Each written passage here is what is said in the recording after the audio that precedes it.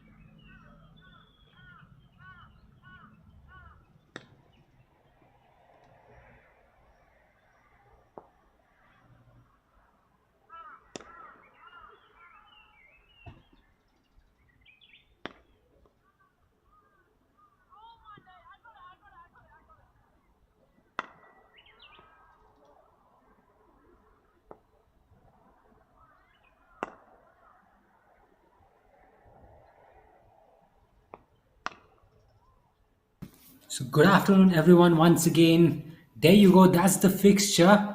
The grand finale of Women's Japan Premier League is right here. Mamushi facing off Pacific Rays in this high octane grand finale, and it's going to be a battle for the ages. Pacific Rays have got the confidence under their belt after that crushing win over Titans. Mamushi, surely a force to reckon with, will be looking to make some gains, that's for sure. It's it's a time where slip-ups should be avoided. There's no room for any error whatsoever.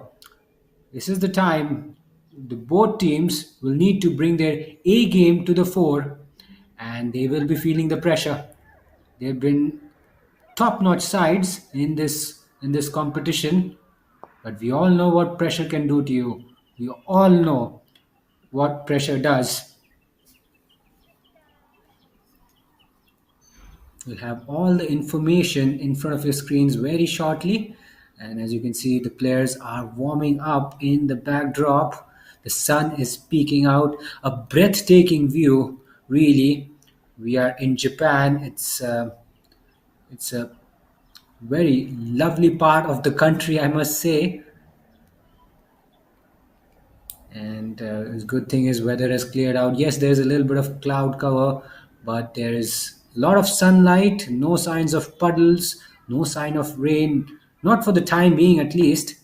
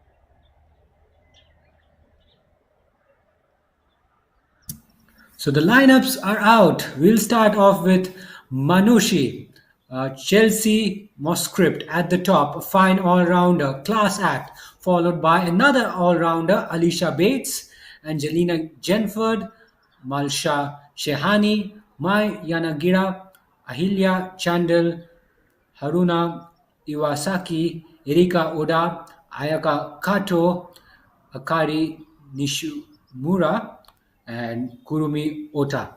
That sums up the playing 11 for Mamushi, correction. Now, quickly going through the Pacific Rays lineup, starting off with Nithmi Senaratna, a class act with the bat, followed by Sandali Virasinghe, a fine all-rounder, spin bowling all-rounder though. McKinley Blows, Grace Dignam, Grace Michelle, Vivian Field, an outstanding quick baller at the top. Hinase Goto, Nono Ha Yosomuto, Shunali Ranade, Rinu Morita, and Palak Gundesha. There have been some changes in the Pacific Rays lineup from the last game, but plenty of talent. Lots of all rounders in both teams. You can see in both sides, they've gone with a sea of all rounders. They want to bolster their middle order. because they need some depth in their batting. It's not going to be an easy surface to bat on. Now, however, the moisture would have dissipated to a greater extent, and all the grass cover which we saw early on would have subsided, and the surface would have eased out by now, but still the surface is enough to keep the bowlers interested. And by bowlers, I mean the quicker bowlers. They'll be in business straight away, and all eyes will be on Field, who really demolished Titans early doors. She picked up 3 wickets on the trot, and really from there on there was no comeback for Titans. And I'm sure Pacific Rays are hoping that she fires early doors, and she can be a devastating prospect with the new ball. The two umpires spotted in the middle, which means we are not really far away from liftoff. They're out in the middle, but there are no signs of players just yet. And they'll have just a general inspection of the pitch and the square before we get on with the proceedings. We do see two openers lurking in the backdrop. They're now making their way in. The two openers from Mamushi. And now all we do is wait for the fielding unit to arrive. They're there in the sidelines, along the sidelines, I should say, and they're about to enter the field. There they are. They're not really far away from ball number 1. And these are exciting times, and we hope to see an exciting final, a mouth-watering final, a battle for the ages. Certainly, if these two teams give it their all, we will be in for a cracking final. There are no two ways about it. It'll be interesting to see if the bowlers early on get help.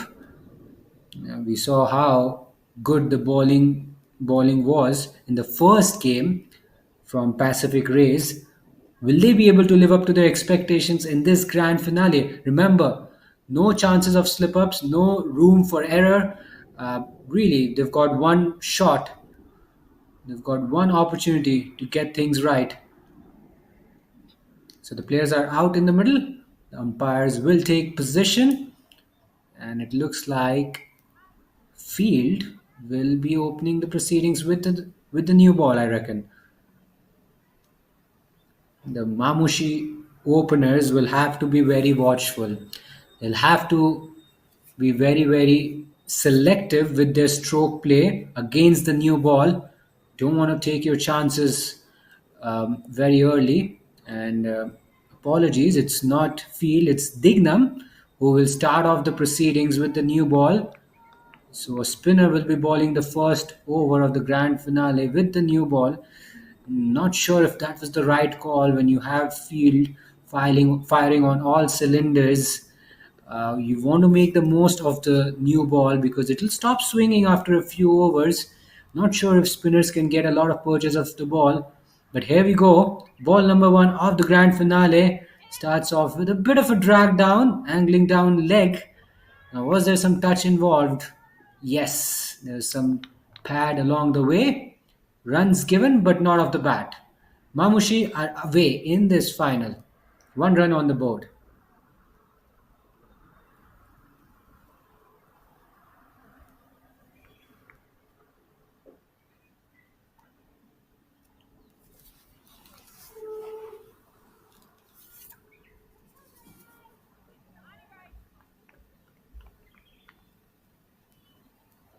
There's plenty of exciting talent in this tournament. We've already seen some really breathtaking performances.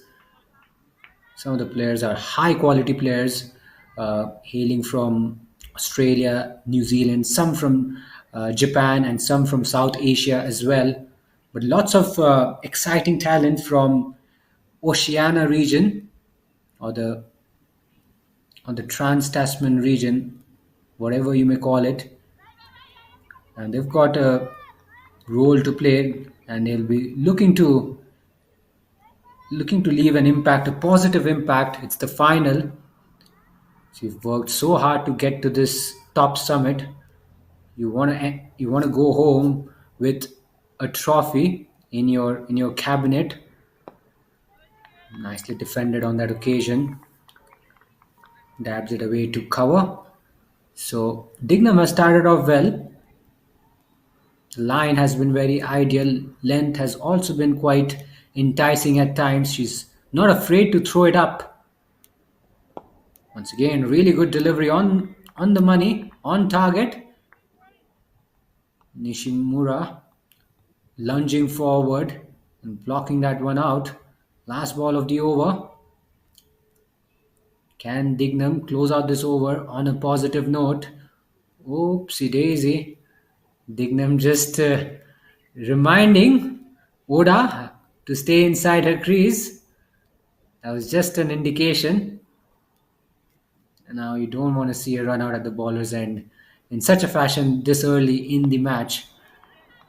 She keeps that one out. End of a very tidy first over from Dignam. It's 2 for none after 1.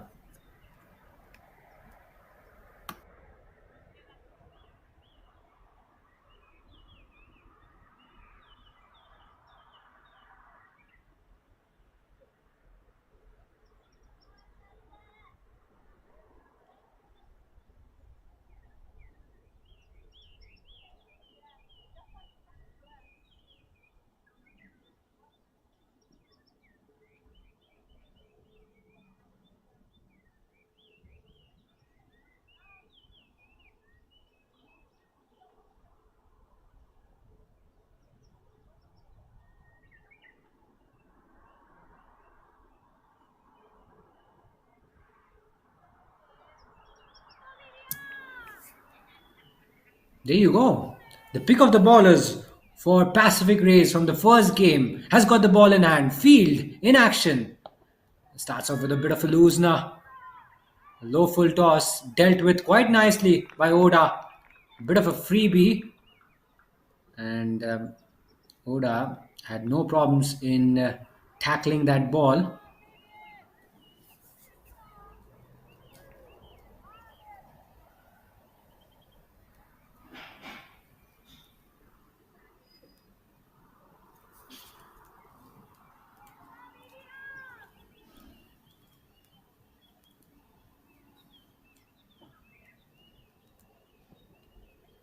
Now that's a lovely ball. And that's the delivery she's so good with. She keeps those stumps in business, and we haven't seen her shaping the ball away. I'm not sure whether she's got that variation, but she's certainly deceptive with the in swingers. The ball tends to shape back in a long way. Not sure if she'll be effective enough with the older ball, but with the new ball, my word, she can be a very, very dangerous prospect. Nishimura just manages to get an inside edge on that one, and that will allow her to get off the mark. She faced 7 deliveries to get off the mark, and Mamushi would have been watching the previous game, and they know what Field is capable of, and they wouldn't want to take the attack against her. I was looking to work that one away on the leg side, gets a bit of a leading edge. They'll have to be mindful. You don't want to be taking chances against her, especially when she's able to generate so much movement in the air. She can catch you off guard, and they know that. The Mumushi batters are very well aware of the impending threat which lies ahead of them. Oh, now that's an absolute beauty. A Yorker length delivery shapes back in very late, and I get a feeling if the line was a little tighter, it would have been curtains for Oda. She would have been bowled through the gate. She was completely deceived. The line was just a little wider, that's why it missed the stumps. But can she produce another Jaffa like that? This time a big heave, not at all out of the middle of the bat, an inside edge will earn her a single. Very probing over from Field comes to an end. It's 5 for none after 2.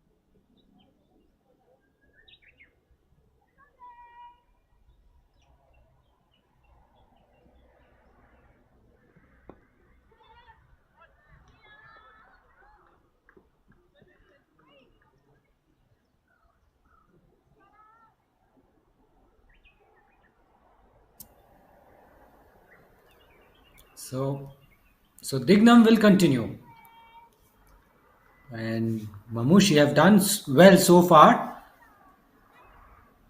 not to give away a wicket. It's not a shortened game, so they've got 20 overs in the bank. Now that's been nicely played. Two fielders converging in the deep. Not sure whether she made contact with the ropes and with the ball at the same time, but that was a confident looking sweep shot from Nishimura. And now umpires just double checking whether that was stopped cleanly. Fielders will say that they've stopped it cleanly, but at times the replays will tell you a different story. But signal as runs, not a boundary. That was a good looking sweep shot. Once again, a good looking sweep shot of a full toss, but straight to the fielder.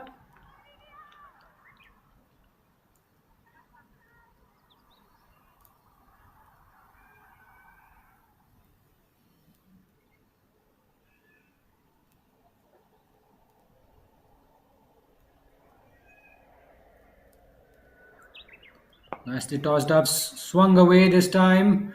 There's a fielder at cow corner, and that will be stopped. The non striker had to just watch out a little bit. She was not far away from the firing line.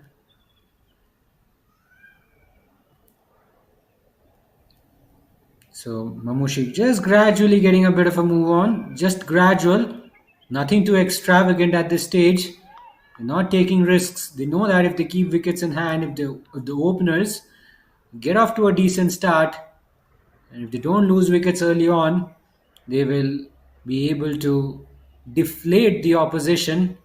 Just keep denying the wicket. Early wickets is what Pacific Rays are after, but if you deny them that opportunity, then half the battle is won. 3 overs done, it's 9 for none.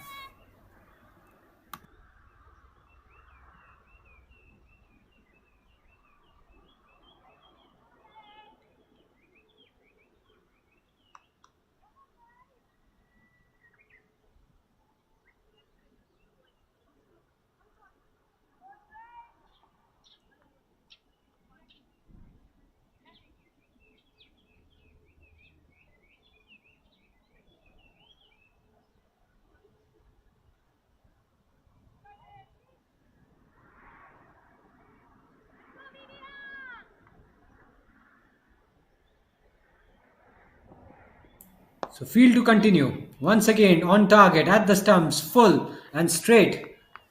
And that's why she's got a lot of rewards. And that's why she's been quite successful. One of the most successful bowlers in this competition. One thing I would want her to work on is her variations, the ability to shape the ball away. We haven't seen much of that. In fact, we haven't seen that at all. But you don't need to rely on your variations if you ball this well. If your stock delivery is getting the better of majority of the batsmen, then you really don't have to do anything out of the ordinary. Slightly uppish this time. Gotta be very careful. There were there weren't any fielders close to the pitch. Otherwise, that would have easily settled into the hands of the close in fielders. Just pushed hard at it. Oda has got a bit of a start. Nishimuro has got off to a very slow start. 4 of 13, 4 of 8. At the moment, they just need to rely on strike rotation. Score into the double figures now for Mamushi, 10 for none. And they've got a long road ahead of them. And they've got to be very patient. The innings has just started. They've got 16 overs to go after this one. It's not a shortened game where you got to take your chances right from the onset. You can get your eye in, get used to the pace and the conditions of the surface, negate the threat, the early threat from the likes of Field and the other bowlers. Looks like some clarification needed. Umpire's not quite happy about something. Something seems to be bothering them. Now he's just conferring with his partner.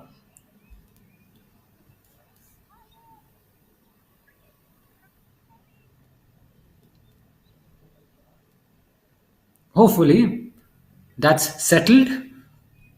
Two balls to go in the fourth over. Field searching for her first wicket. That's been swept away towards long leg. So far, we've seen some tight bowling from Field. At times, she's bowled a little waywardly, but I don't think the fielding captain will not be too worried about it just yet. The scoring rate is still on the lower side, under 3. So clearly, they have done well so far as a fielding side. They've just not been able to pick up early wickets up front. Signal as runs off the pad. End of the over. It's 12 for none after 4.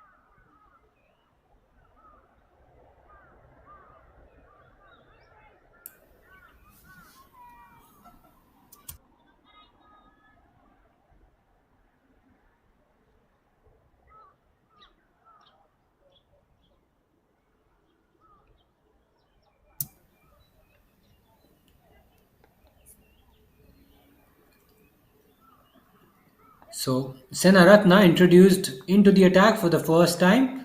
Starts off with wide delivery. Not wide enough, but gets away with it. Good use of the feet. Hits it along the ground into the gap as well. And that will race away to the boundary for a 4. So that will help Nishimura break from the shackles. It will also settle some nerves in the dugout as well. Boundary had to come from somewhere. Now this will help him get a bit of a move on. Slightly overpitched from Senaratna. Nishimura gets to the pitch of the ball and more importantly gets the placement right. That's a cracking shot. Will give her a lot of confidence. Score now moves on to 16. It's not been updated yet, but we will see the updated score now. And that shot has prompted a change in the field. I think Fine Leg comes out and Senaratna is looking to reinforce her offside field. So the line will be very clear. She'll try to ball it through the offside, but she's been able to find the gap once again, and it will make it to the boundary for a 4. So back-to-back boundaries for Mamushi. This time, much better placement. Yes, it was a low full toss, but you still have to put them away. She got too close to the ball though, but ensured that she was able to get the placement right. And she played that ball with an angled bat, and that's what allowed her to pierce the gap between point and backward point. Now down the ground, over the top of mid-off, and we have seen a hat-trick of boundaries from Shahani. 4-4-4, and this is real counter-attack from Mamushi. They started off slowly, but now they're switching gears. 3 back-to-back boundaries, and Pacific Rays will have something to think about. And I'm sure the captain will come down for a quick chat with Senaratna. How good has Shahani been in this over? She has been ruthless, and she hasn't played any shots out of frustration. And they've been well controlled shots. Two of them through the offside, one over the top. Quicker this time, a quicker delivery at the stumps. And that's the response you expect from a spinner after being hit for a few boundaries. Can she follow it up with another quicker delivery, or will she toss it up? Last ball of the over. It's been a very big over for Mamushi. It has certainly got them back on track. And scorecard looks really good after 5 overs. It's 24 for none.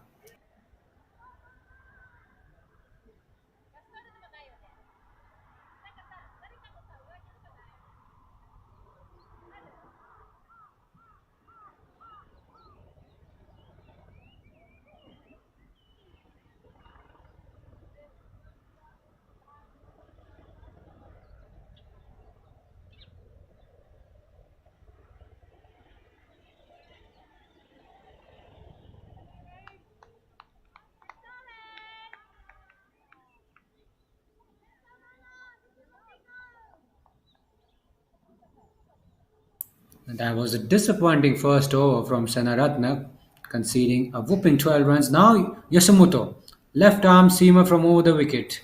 Line has been a bit of a problem for her, even in the first game of the day. She gets her radar wrong this time around, concedes a run, and they'll have to be mindful now. Pacific Rays, this is a different ball game altogether, a different opposition, a crunch game, final match of the tournament. Clearly, there's no room for error. They can't afford to make any slip ups, and they've not been very successful with the ball, unlike the previous game where field was all over the Titans batters.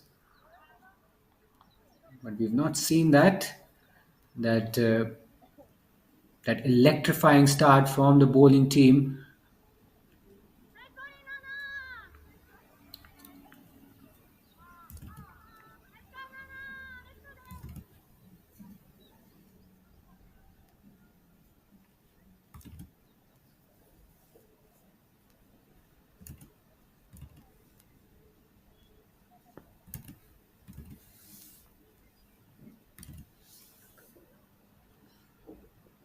Clean her up! What a beauty from Yasumoto! And that's the wicket they were after, and they've got that inside the power play. A terrific delivery from Yasumoto sees the demise of the Mamushi opener. That's the dismissal. She advanced forward just a little bit, and Yasumoto nailing that Yorker to perfection, and the ball gets under the bat, and by the time she got her bat down, the ball was through her defenses, and the first breakthrough for Pacific Rays. It's 26 for 1.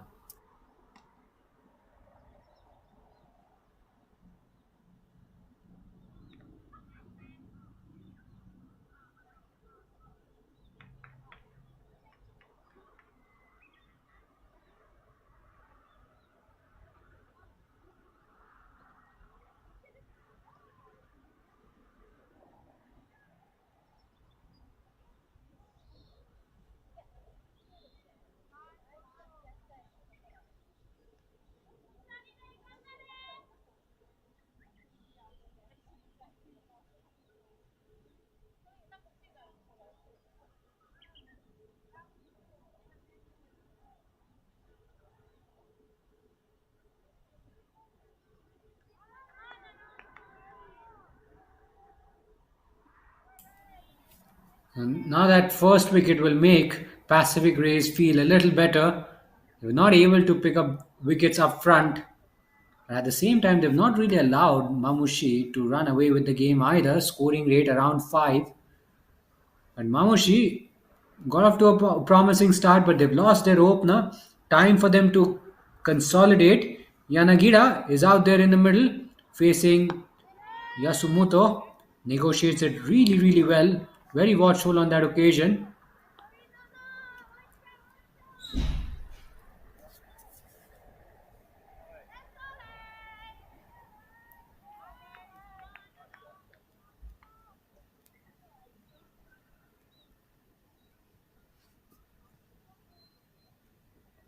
Drags a length shot, thumps it in the air, but not all the way. Fielder at deep mid wicket puts a stop to it.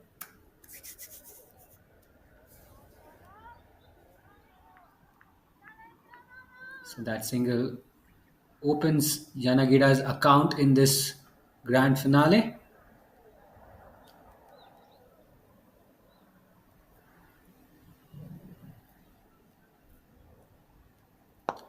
Now another good Yorker. We've seen two good Yorkers from Yasumoto. That occasion, Oda just managing to keep that one away. And that's the delivery you want to watch out for. Yasumoto can be very, very lethal with her Yorkers. We've just seen that. And she balls that with a lot of control. Will the keeper be standing up now? No, she just backpedals. But she's certainly come closer to the stumps. Will we see a slower ball from her? Not quite. Goes past the outside edge of her bat. End of the over. A successful over for Yasumoto. It's 28 for 1 after 6.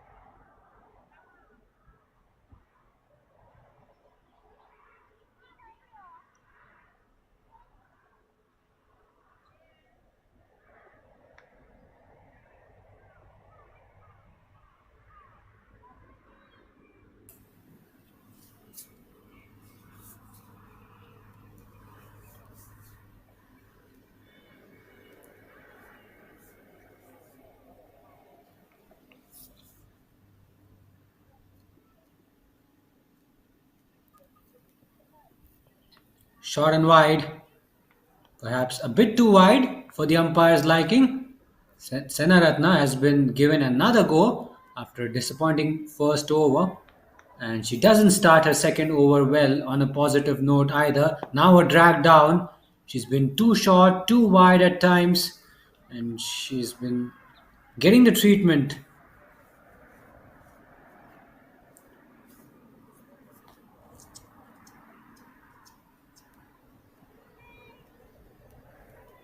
And 30 on the board. Yanagira out there in the middle. Early days for her. 1 of 3. She's trying to get her eye in, but she knows Senaratna is under pressure. She's leaked a few runs. And will she look to target her early doors? We'll have to wait and see.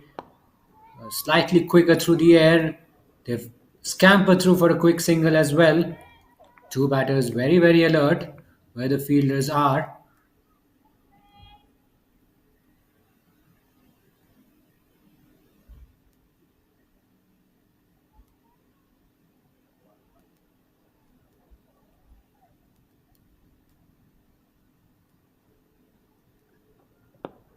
Plays it back to the bowler. Could it be a better comeback over for Senaratna? She can redeem herself if she picks up a wicket. Oda just getting into her work. 8 of 13. 2 runs away from double figures. Down the leg side. But keeper does really well to stop that. Otherwise that would have probably gone to the fence. Would have been bonus runs for Mamushi. So Mamushi are ensuring that the scoreboard is ticking along nicely. Scoring at 5 runs per over. Not very extravagant now. That's a big shot. And that's gone all the way, I think. She's really given that a big whack. The umpire is just checking with the fielder in the deep. But that was a mighty blow out of the middle of the bat. Oda was able to get under the ball. Senaratne was getting into her rhythm, but look at that. She got under the ball and she's just hit that possibly many a mile, I guess. Will be signaled as 6 runs. Yes, 6 it is. Great connection from Oda. What does she do now? Low full toss this time. Fires it on the pads. She's helped that on its way and it will make it to the boundary for a 4. So runs leaking in Senaratna's over.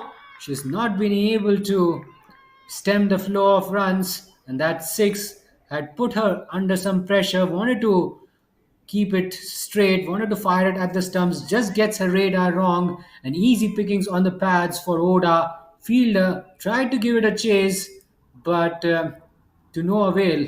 The ball won the race on that occasion. It's an expensive over, expensive second over for Senaratne. 12 in the first over and 14 in the second over, make it 15. And clearly, Mamushi have cashed in quite nicely whenever Senaratna came onto ball. Another productive over for the batting side comes to an end. It's 43 for 1 after 7.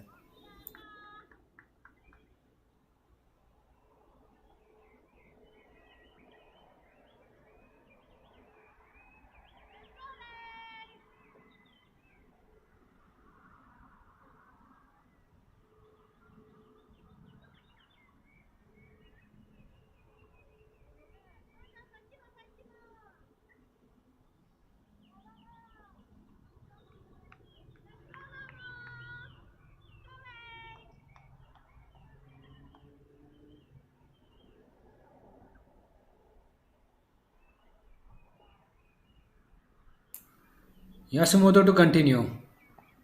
Into a second over, the captain expects her to pick up another wicket.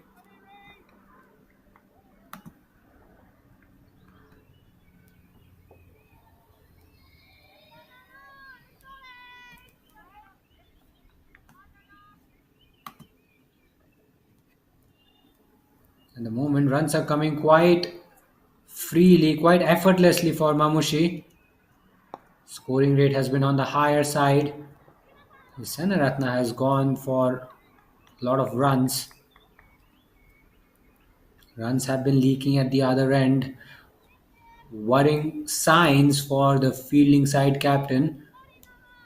A headache, really. And you don't want to encounter these situations in a knockout match, in a final match. You want your big guns to step up. After all, you've been exceptional right throughout the tournament. You don't want to throw it away at the last hurdle. It'll leave any team disappointed if you do so well to get to the top and then things don't work out, your plans don't click, and then you lose the plot in the grand finale. This is the real deal. This is the do or die battle, and it's now or never for both sides. So you've got to hold your nerve, you've got to hold your composure, and even though you've not made a very bright start with the ball, it's not all over yet. Not all is over. Scoring rate still around 6. So Mamushi have not gone away. They've not run away with the game. They need 2 tight overs possibly to restrict the flow of runs. They need a wicket now because Oda, as you can see, has moved on to 20 in no time. In just a blink of an eye, she has made batting look very easy. Yes, there's been some movement in the air, but the Mamushi batters have been equal to the task. Possibly a time for a change. Maybe bring Field on for an over. She's been leading wicket taker for Pacific Ray. Now that's been chipped high in the air. Could be an opportunity possibly. Oh, the fielder tried everything possible. Could have been a run out. Could have been a run out at the bowler's end, but the running has been really good between the wickets. Half an opportunity created there, but the fielder made a desperate attempt to get to that ball, but in the end, the ball fell way short. Didn't quite carry to her. That's the last thing you want. Oda, you don't want to throw your wicket away. That shot could have easily been curtains for her. Play animus on that occasion. Gets beaten on the drive. End of the over. 8 overs done. 48 on the board for the loss of 1 wicket.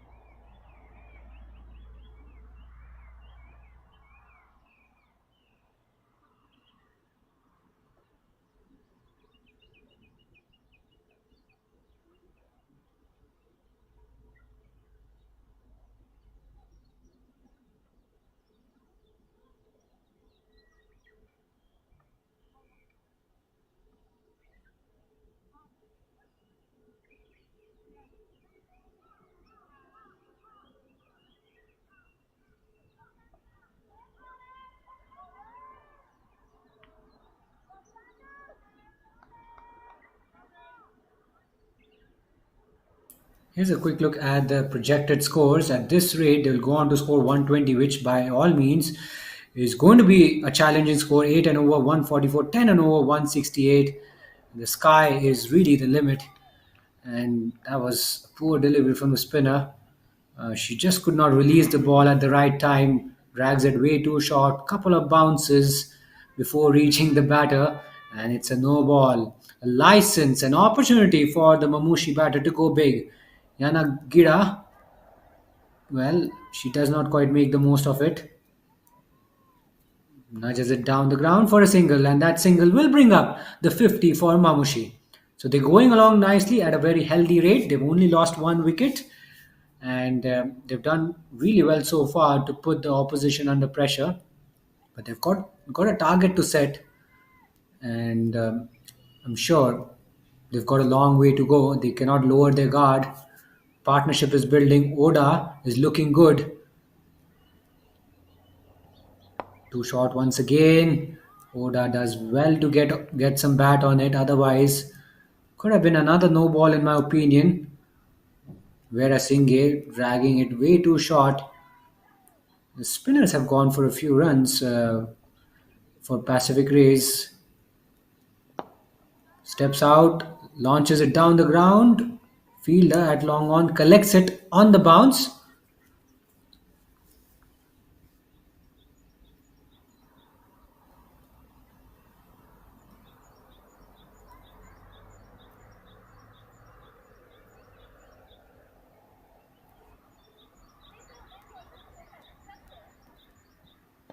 Cut away this time, powerfully struck through the offside.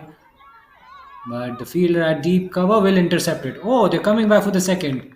And they've done that quite effortlessly. Good running between the wickets.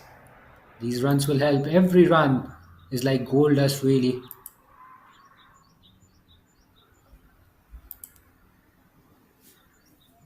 Two balls to go in the ninth over.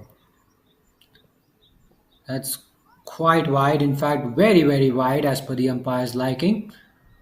Veera Singh will have to reload that.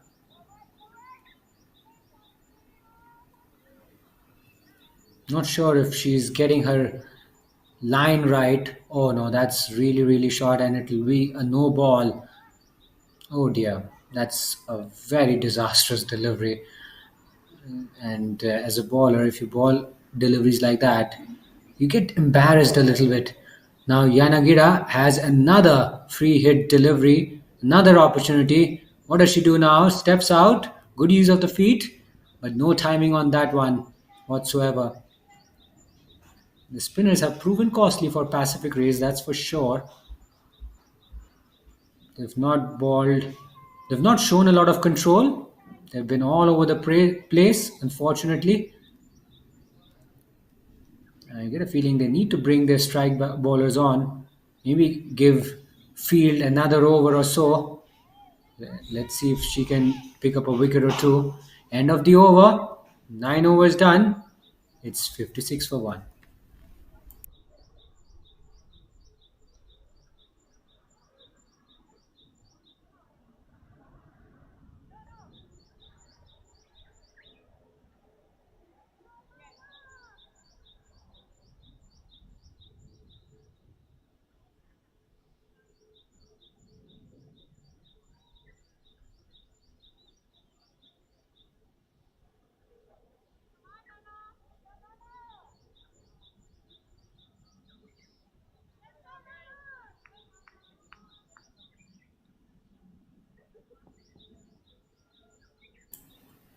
Yasumoto into her third over. Desperately, the captain wants her to strike, pick up another wicket. After this over, she'll only have one over. Possibly, the captain will save her for the death overs. But if she gets on a roll, if she picks up a wicket or two, she may bowl out all her overs. At the moment, game is evenly poised, but looking at the current score, Mamushi clearly have the edge, marginally ahead in this game, given the fact that they've only lost one wicket and the scoring rate is above six. They're going at more than a run a ball. So on this deck, if you go at over run a ball, and if you've got wickets in hand, clearly you will find yourself in a dominating position. Now this is close. She struck on the pads. Shake off the head from the umpire. That was full and straight. Was it going down leg? Maybe. Perhaps. The umpire was right. Oda looking to play across the line. Plays around her front pad. Maybe the angle would have saved her in the end, but a very scary time for her. She survived a scare. Now she gets a little bit of room on offer, slaps it to extra cover, can't get it past the fielder there. And now we'll see some frustration building. Some frustration will certainly creep in because she has faced three deliveries and she's gone without scoring.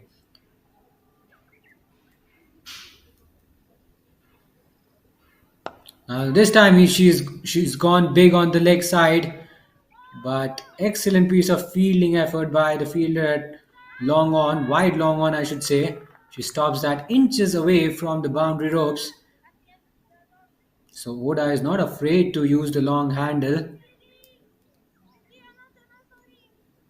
Just one ball to go in the 10th over.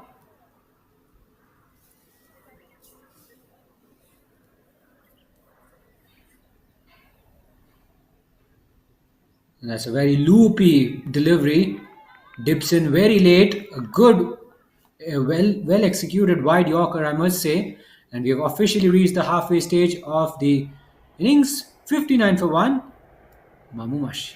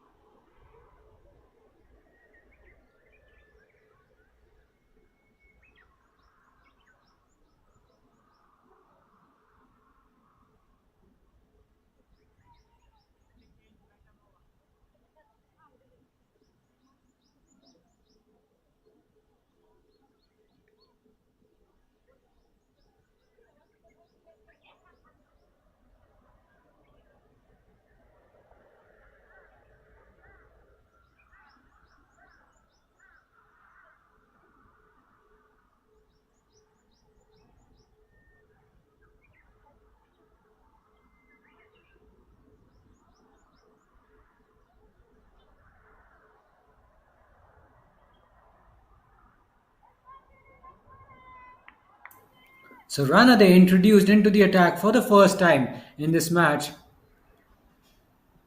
She starts off well. Yanagida plays it off the back foot.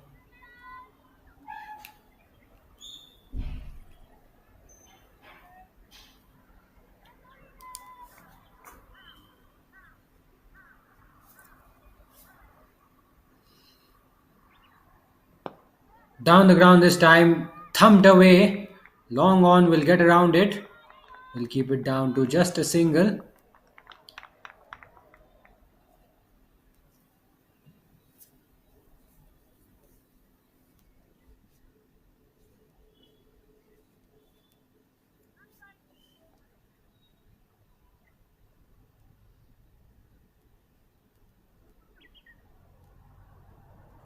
That's really, really short, and that didn't bounce that high enough. Couple of bounces before it reaches the keeper. Another no ball. We have seen deliveries like these before as well in this innings. So clearly the spinners have struggled. They've not been able to pitch it up consistently enough. Free hit delivery incoming. Wide down the leg side. Could have been a wide if had she not made contact with the bat. But she just paddles that one away for a single. So a free hit delivery not costing Pacific Rays that much.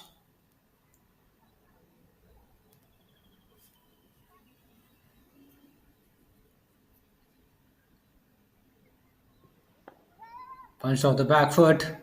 Through point region, the fielder gives it a chase, keeps it down to a single. Oh, she was thinking of the second run. The non-striker was not interested. Right call to send her back. You don't want a suicidal run out, especially when the partnership's building. You're motoring along nicely. Last thing you want is a dreadful run out, which can just put you off course. Low full toss, she steps out, clobbers it away over mid wicket. She didn't hit it cleanly enough, and certainly the close in fielder was interested. She was trying to circle underneath the ball, but Oda had just got enough elevation to clear the fielder there. So 5 runs of this over. Can it be a big one for Mamushi? Plays it off the back foot, straight to the fielder at extra cover. Single to end the over. It's 65 for 1 after 11.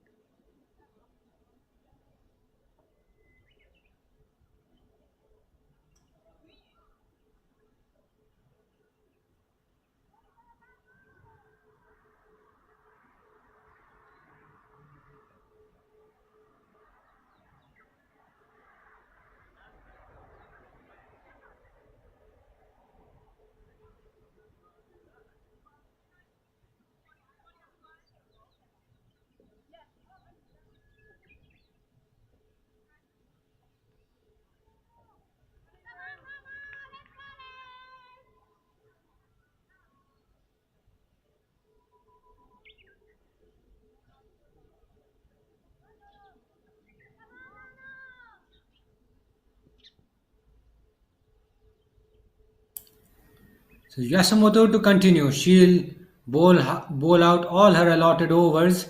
Starts off well. Little bit of room on offer. Yanagida was not quite able to capitalize on that.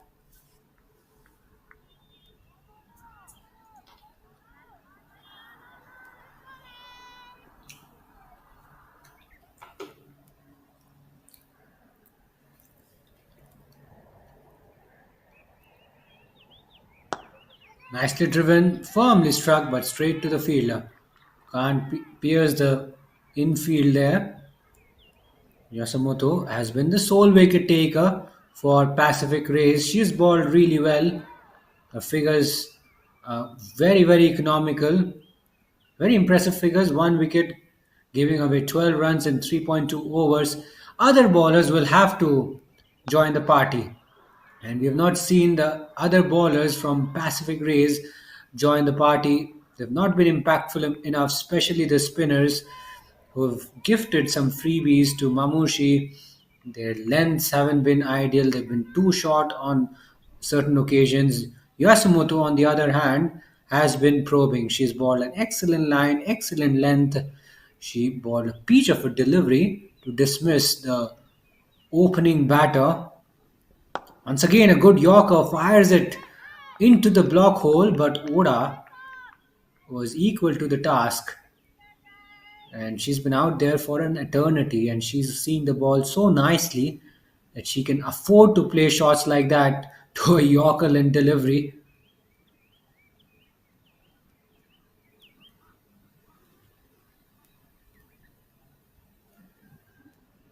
Slugs that one away. Bottom hand coming into play, but there's a sweeper in the deep. We'll keep it down to just a single.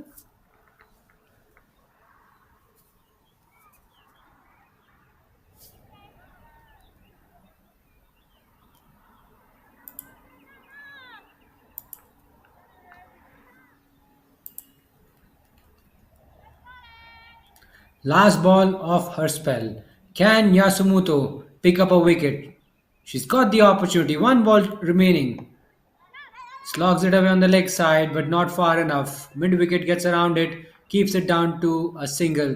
End of a very fine spell from Yasumoto. She's done with her overs. 4 overs, 1 for 15. Outstanding figures.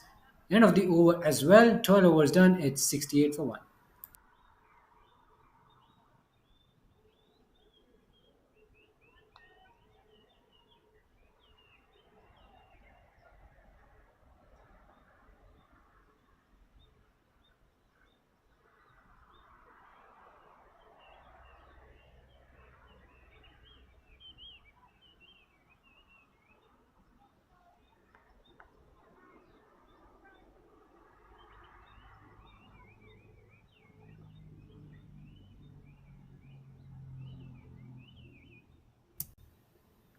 So run a day to continue.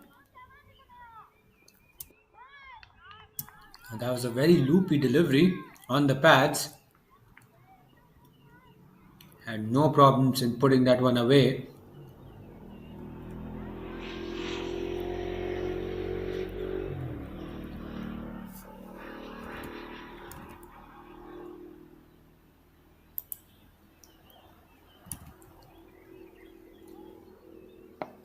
Slightly shorter in length, lofted in the air and just over mid wicket. Will take a single.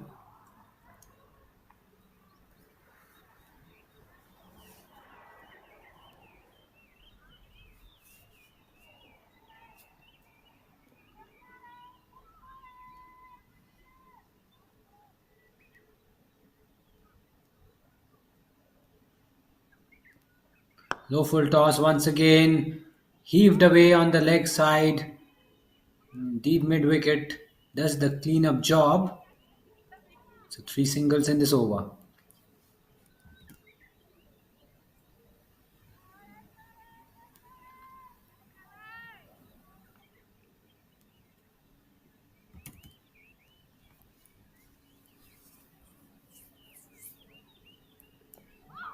This time she tries to get it on the full. Good use of the feet, but she was not able to put that one away. Still picks up a single. And I think Mamushi will be more than happy as long as the runs keep coming.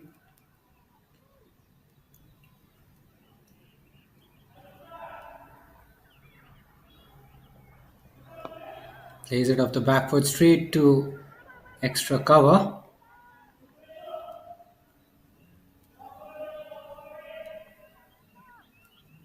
The first dot ball of the over we have seen.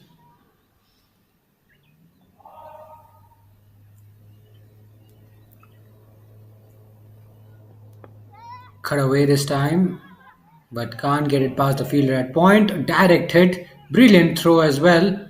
Could be overthrows possibly, no. Yanagida was not interested. End of the over, 73 for 1 after 13.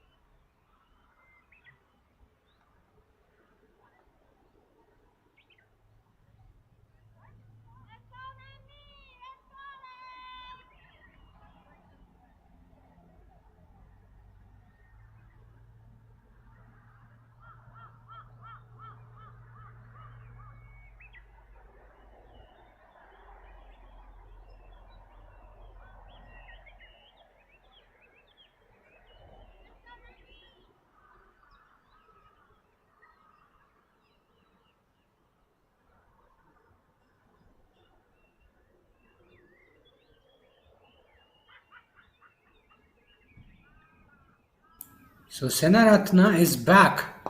She has been the most expensive bowler for Pacific Rays, and Mamushi batters know that. and they've made their intentions clear. In that occasion, Yanagida wanted to thumb that down the ground straight away. She went for that big shot, didn't quite get it out of the middle of the bat, but intentions are clear. They're going to target Senaratna.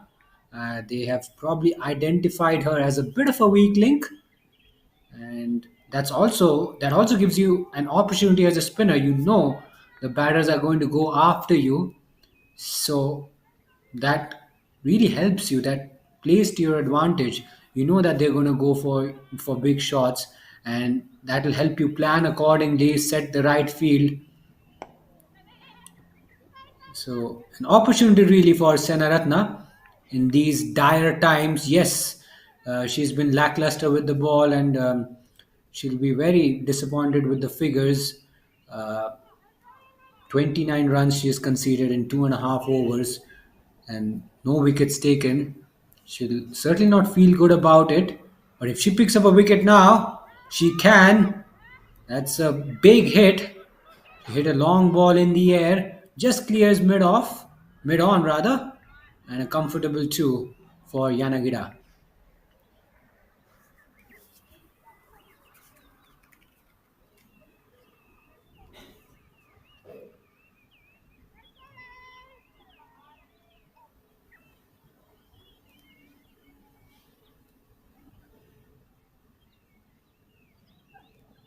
Oh, now that's a really good ball. A quicker delivery absolutely takes Yanagida by surprise. She went on the back foot.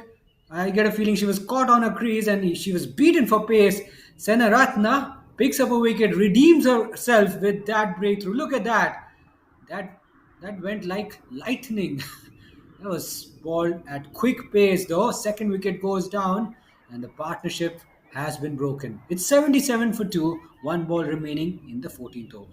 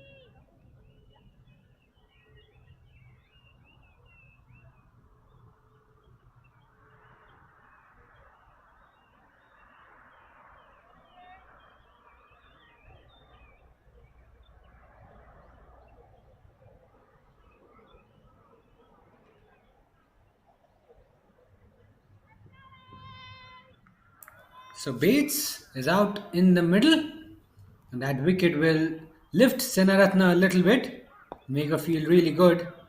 Tucks that one away on the leg side. Bates off the mark almost immediately.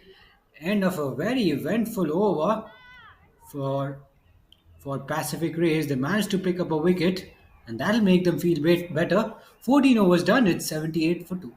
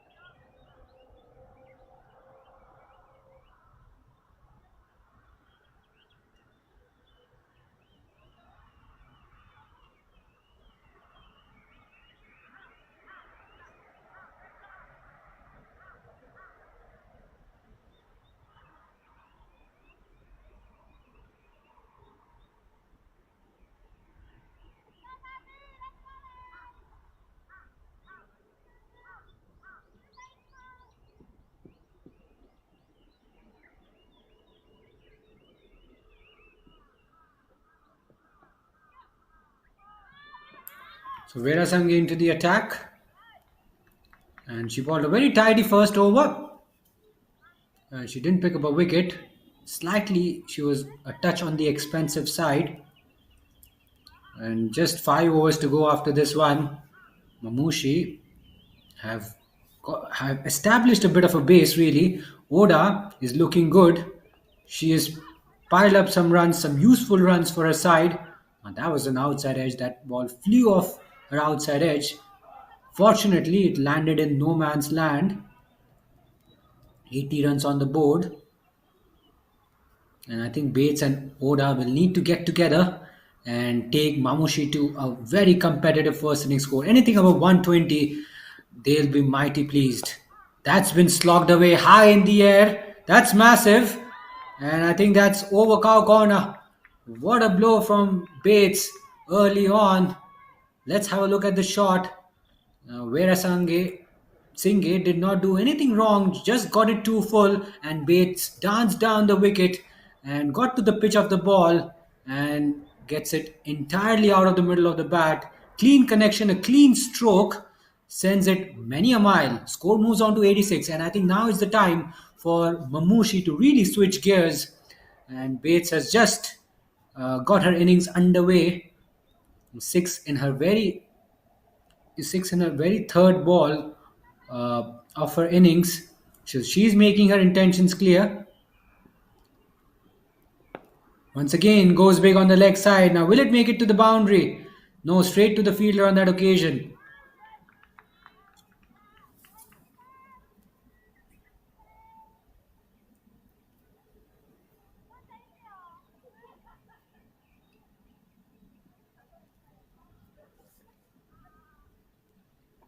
Steps out, and is she out stumped?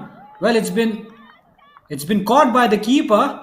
Oda was a long way out of her pitch. She could have been stumped as well, but sharp piece of glove work by the keeper. Vera Sanghe has her first. Let's have a look at the delivery. Possibly a little quicker through the air, a little bit of turn away from the batsman, and all she could do was get a faint feather. Oda was looking really good, was on the cusp of a personal milestone, has to go. And Mamushi lose 2 wickets in quick succession. It's 87 for 3 after 14.5.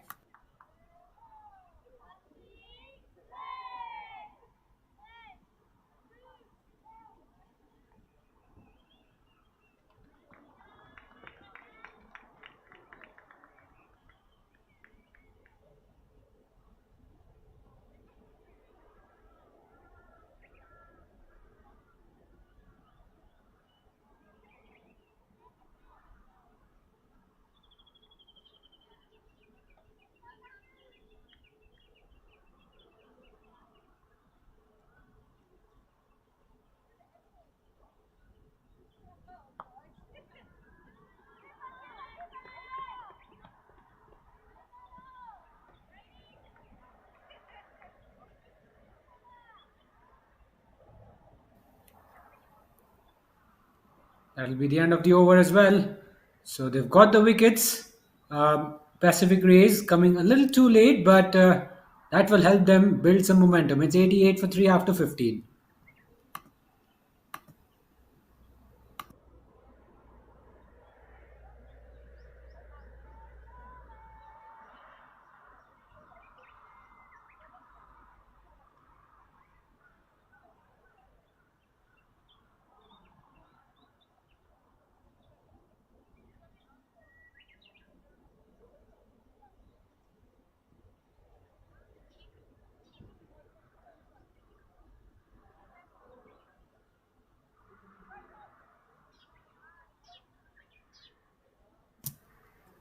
So Senaratna has been given another go. She's been very expensive. In her first over, she conceded 12 runs. Second over, 13 runs. Third over was much better. That possibly opened the doors for Pacific Rays. A bit of a misfield there. Wanted the second run. It was sent back by Bates. Probably the right call as well. Now Senaratna, can she pick up another wicket? If she picks up another wicket, then it wouldn't be a bad outing by any means. Her first spell, she was horribly expensive. Second spell, she has shown a lot of control. That's a freebie, a low full toss, no one in the offside, and Bates says, "Thank you very much.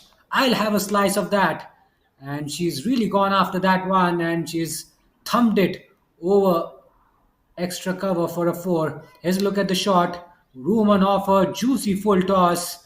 Gets hold of it, gets enough on it to blast that through the offside. Goes over the wicket now.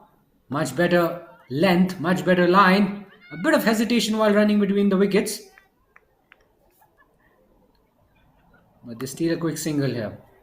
So now we are seeing a little bit of acceleration from Mamushi batters. Now the departure of Oda will disrupt their momentum a little bit, but Bates is getting a bit of a move on now. She's punishing the loose deliveries. She does not require a second invitation. If there's a ball to be hit, she will take full advantage of that, and we have seen that on a few occasions already.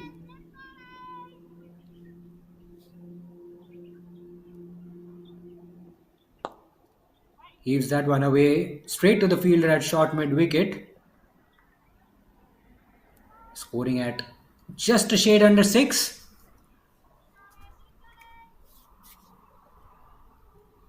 Last ball of the 16th. Tossed up delivery, and that's gone through her defenses. Senaratna has another one. And she started off poorly, but she ends her spell well. She's picked up 2 wickets. And that wicket will seriously dent Mamushi. Look at that, tossed up in the slot. And she tried to play across the line and makes an absolute mess of the stumps. 16 overs done. It's 94 for 4.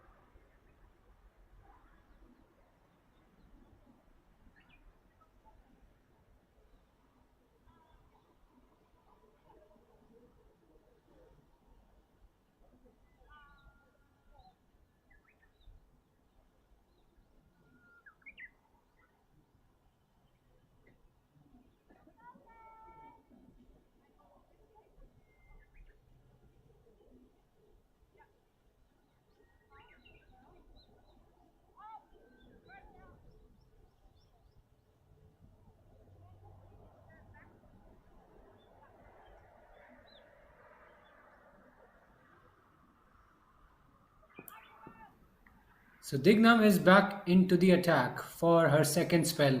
She bowled spin with the new ball early doors, kept the run flow down, was not able to pick up a wicket, but now we're seeing a procession of wickets. What does Bates do? Well, she's advanced down the ground, and she's not going to look back really. She's going to take the attack to the bowlers. She'll play her natural game, even though there are wickets falling at the other end. This is some comeback from Pacific Rays, but Mamushi will have to ensure that they don't lose too many wickets. They need to stitch together a bit of a partnership, maybe for 3 to 4 overs. They need to stitch a bit of a partnership, and maybe in the last 2 overs, they can go big. But now is not the time to go big. They'll have to just consolidate a wee bit. Chips it in the air, and is it taken? Wow! Now that's a soft dismissal. Iwasaki will be gutted with herself. What has she done there?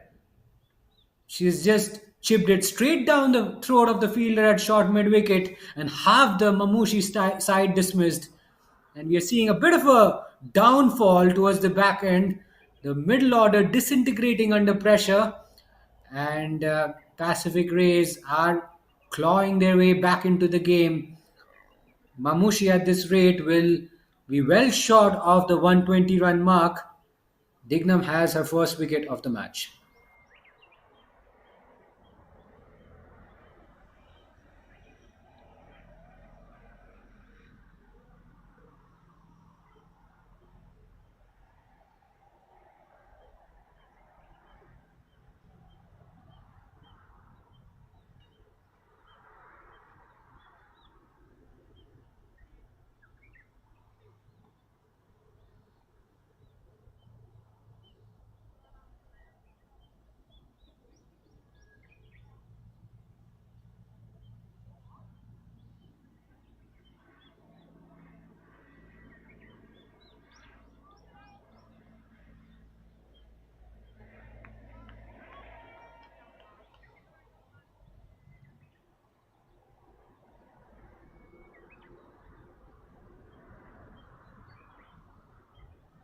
Now then, the game is shaping up quite nicely.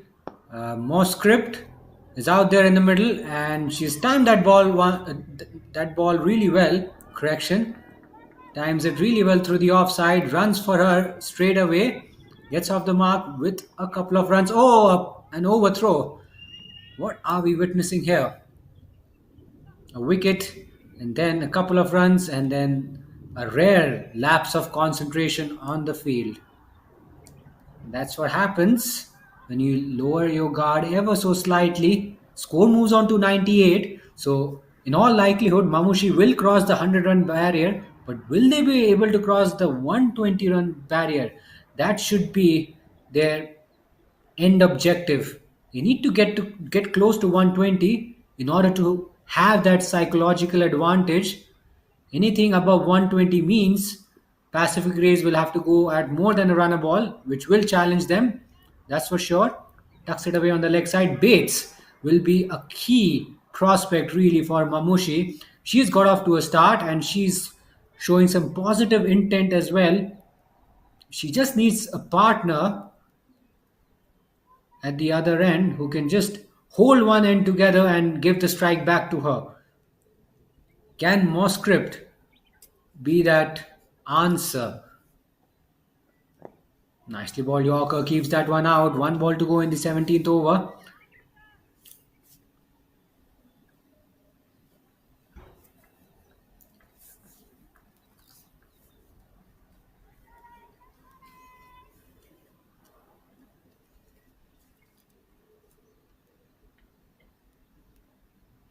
Dragged down, pulled away into the gap, but there's a fielder in the deep. Will keep it down to a single. 100 is up with that single. It's 100 for 5 after 70.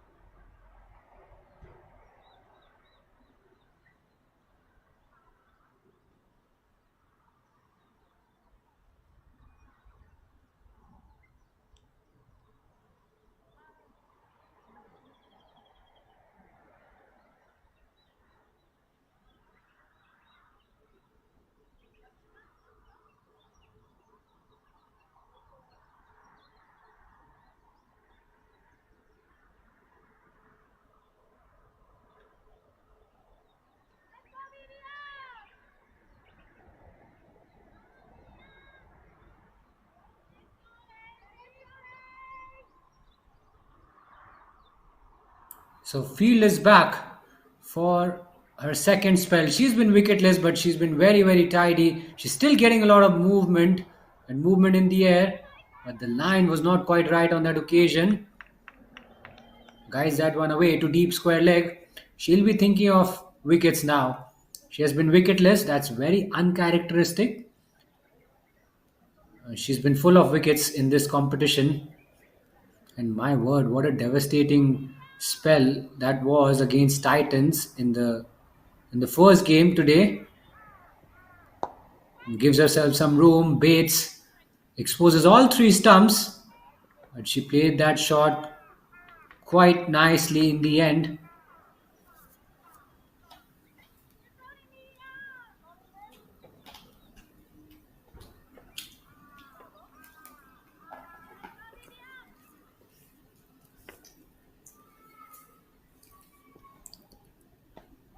Tucks that one away on the leg side. So I think that's what Moscrip will have to do. She can probably play the second fiddle and allow Bates to do the bulk of the scoring.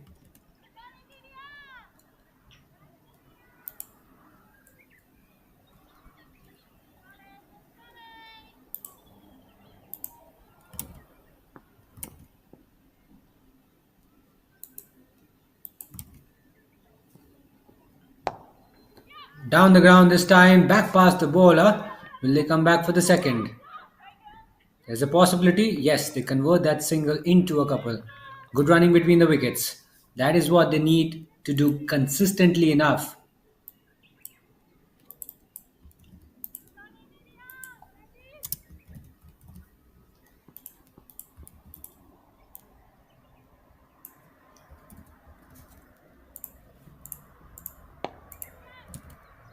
Now she's played that one away quite nicely to the long off region. And Mamushi getting closer to the 120 run mark. They've got 13 legal deliveries to get to 120. If they score at a runner ball, they'll reach 119. So 120, a real possibility. Last ball of the 18th. Thumped down the ground. Will just be a single. Very tidy over from field, but wicketless. 107 for 5 after 18.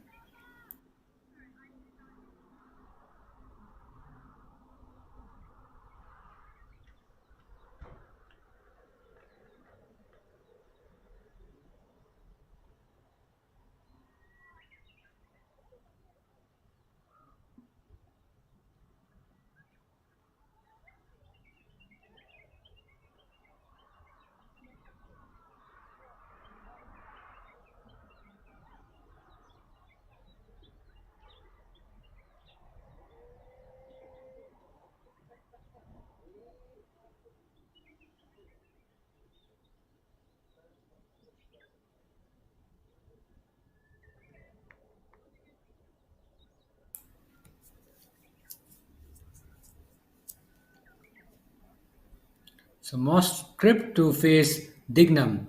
Now that's a beauty. First signs of real turn, real purchase of the surface. And she's really given that a bit of a rip. And the ball spinning sharply past the outside edge of Moscrip's bat. Nicely tossed up and oh, almost through. Almost got that one through her defenses. An inside edge saved Moscript in the end. Two consecutive dot balls. That's what Pacific Rays will have to do. They need to keep the run flow down. They need to concede as little as possible from here on. Oh, good piece of effort there by the bowler. Diving to her right, but not good enough. They've sneaked a single here.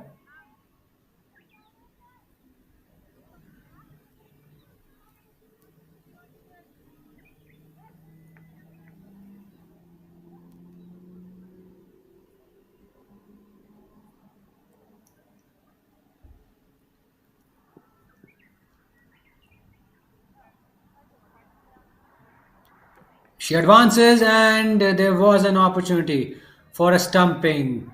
The keeper has been so good behind the stumps, but on that occasion, she was not able to gather the ball, and a chance goes begging. But they'll not mind that because that has resulted in a dot ball. That's what they want. They want dot balls. If they get a wicket, even better, but runs matter. And at the moment, if they can keep the run flow down, they would be mighty pleased with their effort. Down the leg side this time, looking to play a cross, gets beaten.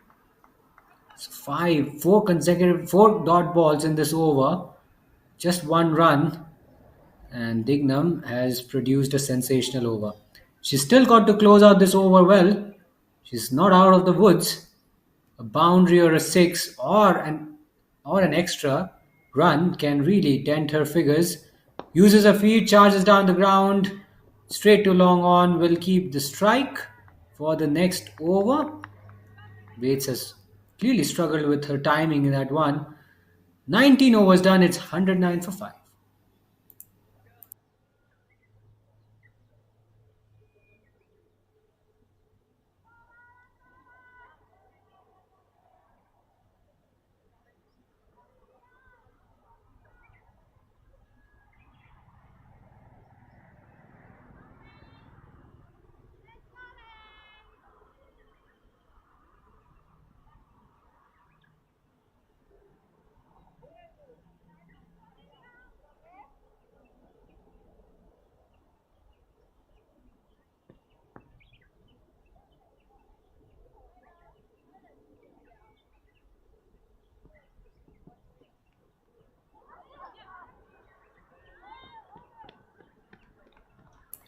So field to ball the last over of the innings starts off well.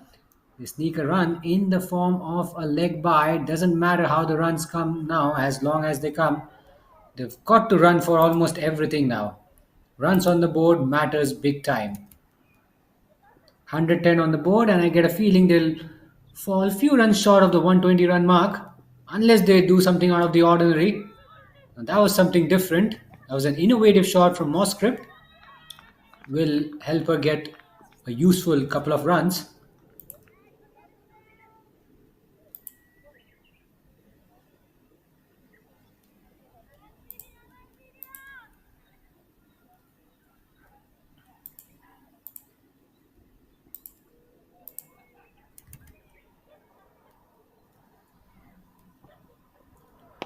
Clubbed away, but straight to the fielder. And has she taken it? Looks like she has. So Field finally gets her reward and she strikes in the final over of the Mamushi innings. I thought Moscrip played that one really well, but straight into the breadbasket of the fielder at short mid wicket, who takes a blinder. It's 112 for 6, 3 balls to go.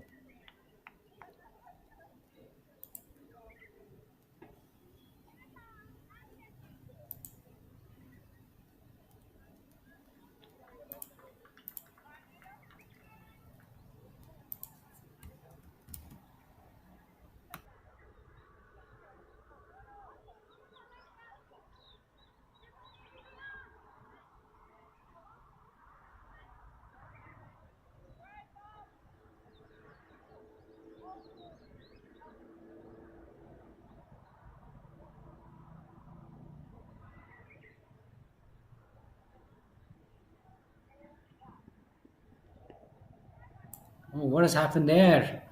Kato, the new man in, has missed out. A bit of helter-skelter out in the middle.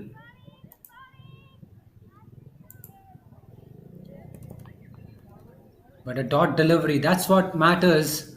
That's what they need, dot deliveries. A little bit of innovation. Oh, it narrowly misses the off stump. How did it miss the off stump there? Missed by a very slim margin. Fine leg was up, so she backed herself to play that shot.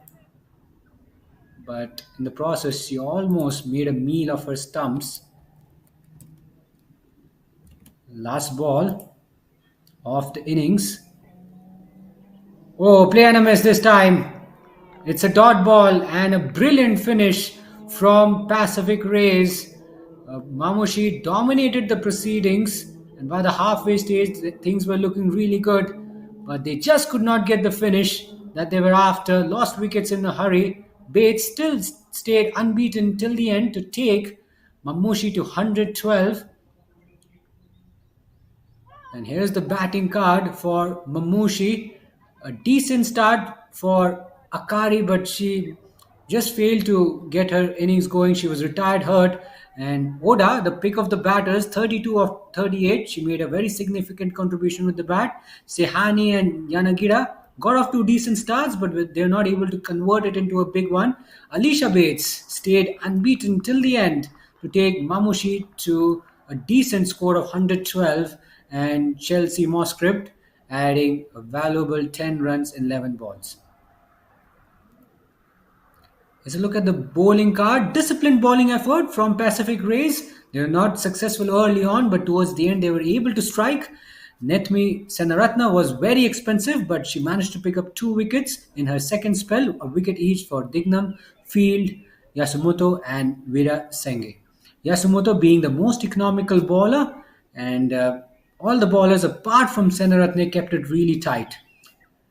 Now then, Pacific Rays have got a target to chase.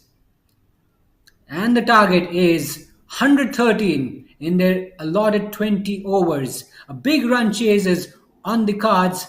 So stay tuned, everyone. We shall see you on the other side.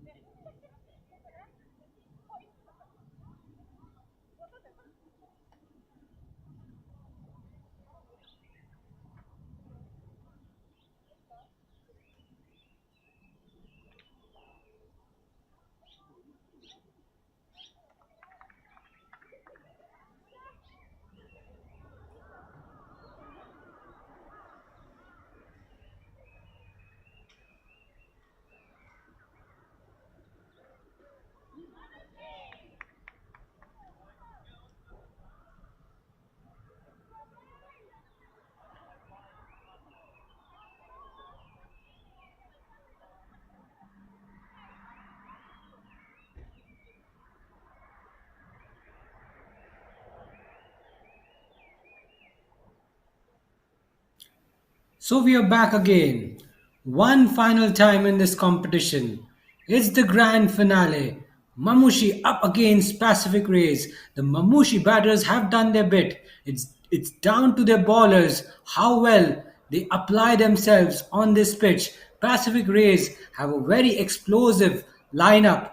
They've got some potent bowlers in their ranks. They've got some blistering hitters as well, some really fine batters who can also strike the ball in an orthodox manner. They've got a target in front of them. It's 113, and that will require some serious effort on their part. Their bowlers have done well. Uh, the bowlers have done well to restrict Mamushi and keep them below 120. But some work needs to be done from their batters.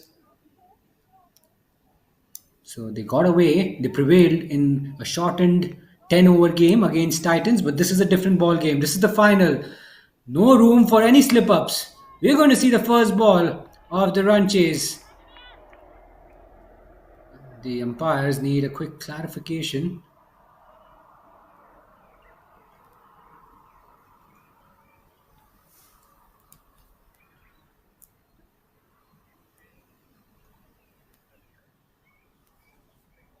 We're experiencing just a little bit of a hold-up.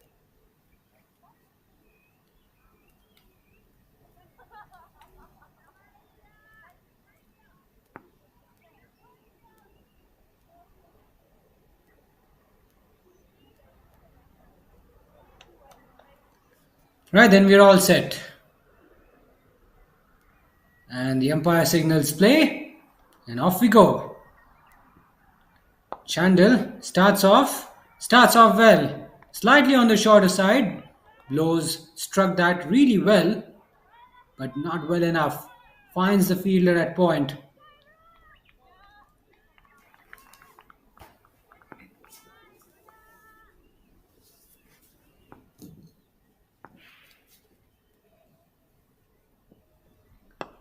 That's been pulled, but not a great piece of timing whatsoever. Once again finds the fielder at short mid wicket.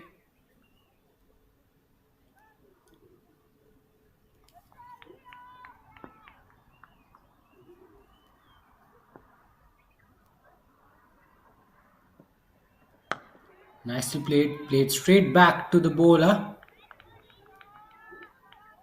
No run there. 3 consecutive dot balls. Blows has played 3 shots. 3 good looking shots in my opinion. But she hasn't got the desired result. Senaratna, her opening partner, at the non-striker's end. This time she gets hold of it.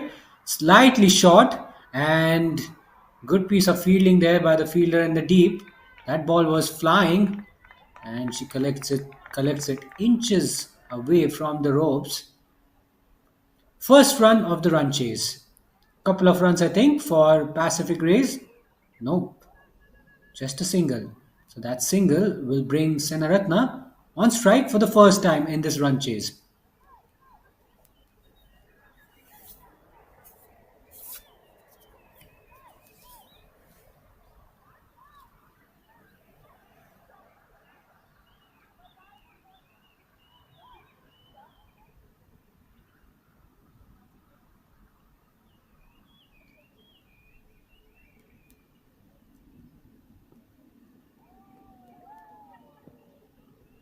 Down the leg side, not sure whether Senaratna got anything on it. Wide signaled, first extra conceded by Mamushi.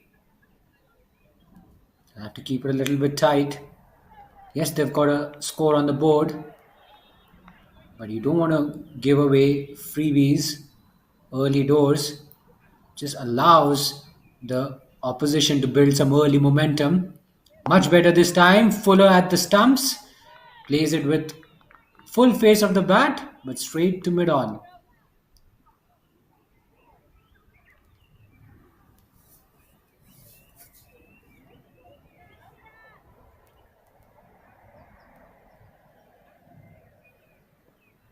Last ball of the over. She may have to reball that again. Oh, this could be bonus runs. This will be bonus runs. 5 wides down the leg side. That over was turning out to be a very fine one for Chandel up until that moment. Gets her radar wrong once again, and on this occasion, even the keeper fails to stop that ball. Score jumps to 7 now, and that delivery has just ruined Chandel's figures quite a bit. Now, Senaratna will get another delivery. If she's able to get a few runs in this over, then it'll be a big one. Just tucks it away on the leg side, so the over eventually comes to a close. But Pacific Rays are up and running. 7 for none after 1.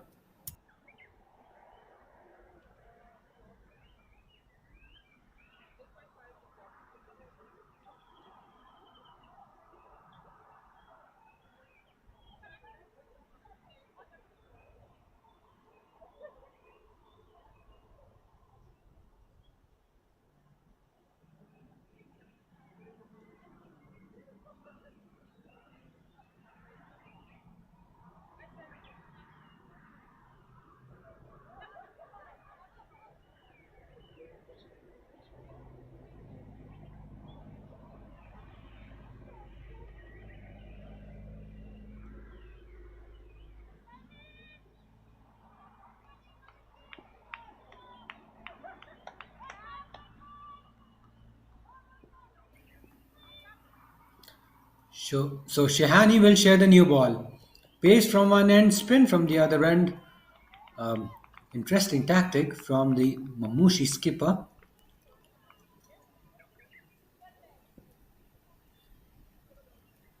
So far, Pacific Rays haven't had to work hard for their runs. They got 5 wides, some bonus runs earlier in the first over. And this is a time where they just need to consolidate and be a little bit watchful, but not too watchful because they've got a target to chase. And since it's the final, there will always be the scoreboard pressure. The scoreboard pressure will be omnipresent right throughout the run chase. Doesn't matter how big of a score it is or how small it is certainly going to create some doubts in your minds.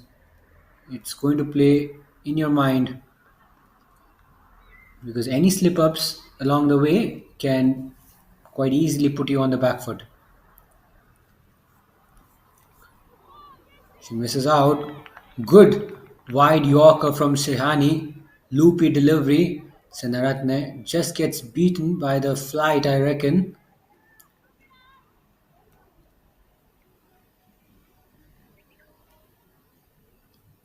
Steps out, thumps it down the ground, just over the bowler's head. First signs of aggression being shown here by Senaratne. Just manages to get under the ball. There's not a lot of elevation on that one. I get a feeling the bowler probably got fingertips on it. We'll have a look. Good use of the feet. Good connection. Just gets it over the bowler's head and straight down the ground. Straight as an arrow, really. And the first boundary of the run chase, 12 runs on the board. They're doing well to keep up with the asking rate, which is just a shade under 6 at the moment. Uses her feet and plays it straight back to the bowler. End of the over. Another fine over for Pacific Rays comes to a close. 12 for none after 2.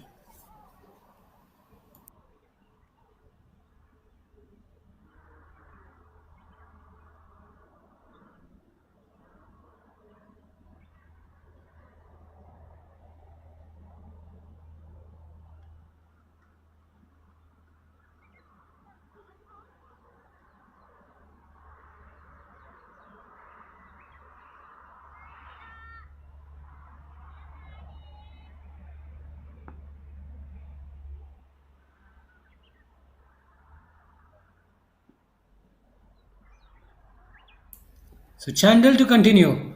In the air slightly, but there's no one at backward point. So she gets away with it. Aerial shot, but safe enough in the end.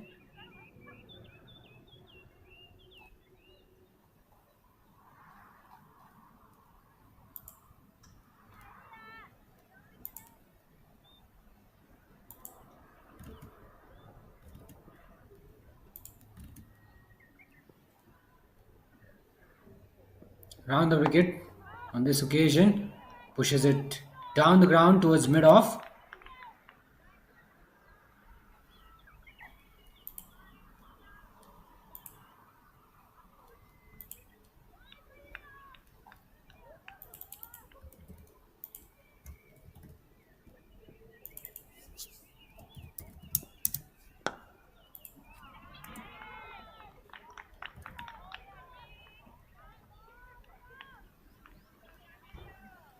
So two good deliveries we have seen from Chandel.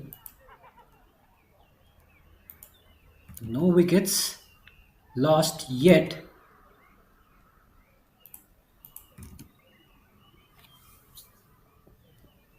Chandel is bowling a very probing line. She's keeping it tight. Now she's got that one away.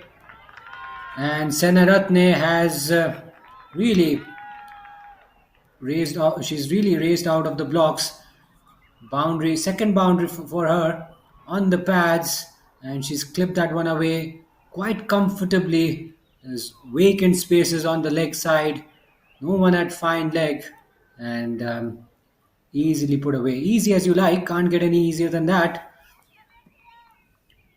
Senaratna having quite an impact with the bat. She had quite an impact with the ball as well. She started off poorly, then went on to pick up 2 wickets. Economy rate correction was under 10.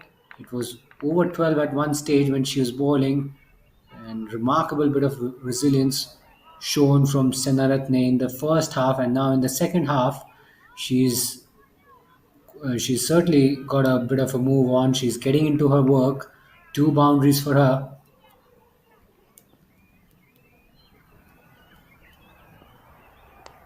Slightly aerial, a bit of an outside edge, but no one in the slip cordon, and they'll comfortably stroll through for a single. Senaratne will keep strike for the next over. It's 18 for none after 3.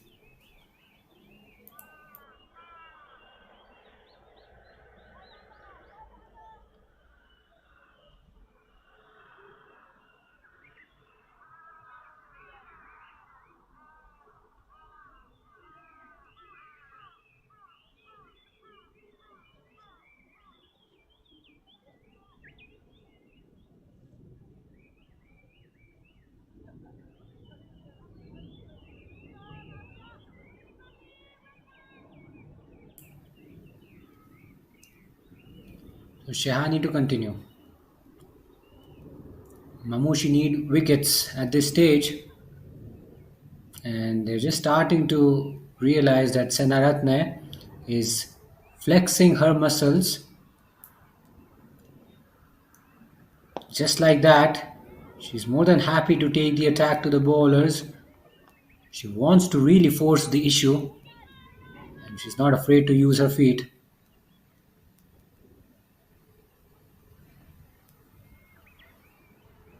Uses her feet again, presents the full face of the bat, gets it wide of the fielder at extra cover, and she'll take an easy single here.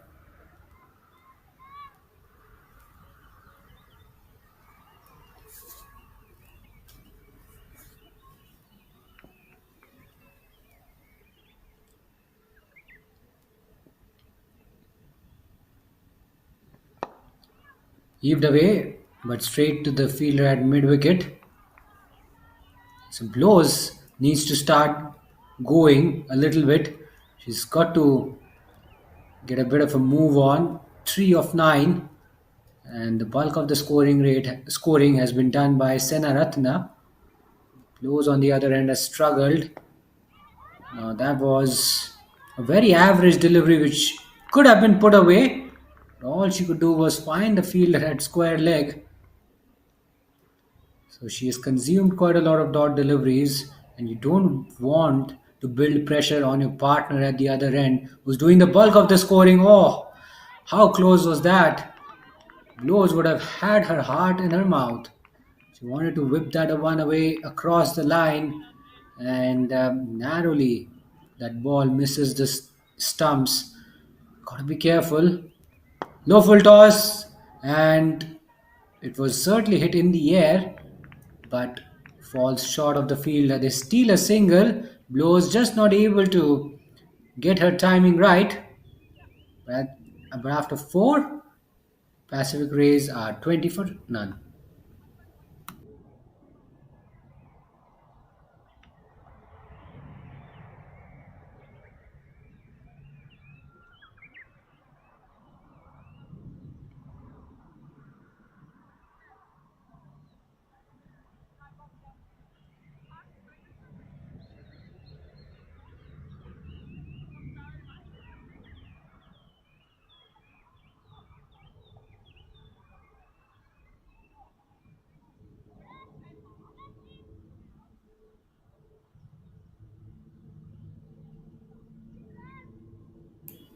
So Kato comes into the attack for the first time in this run chase. So Pacific Rays have got off to a start. Their openers have navigated the first 4 overs unfazed. That's been clubbed high in the air. This could be an opportunity. What a grab! What an excellent catch that was. That ball was hit a long way up in the air, and the fielder kept her eyes on the ball all the way through and made that catch look so easy. Blows played that shot really well, but she'll be disappointed that she picked out the fielder at cow corner, and that wicket will just open the doors for Mamushi ever so slightly. It's 20 for 1 after 4.1.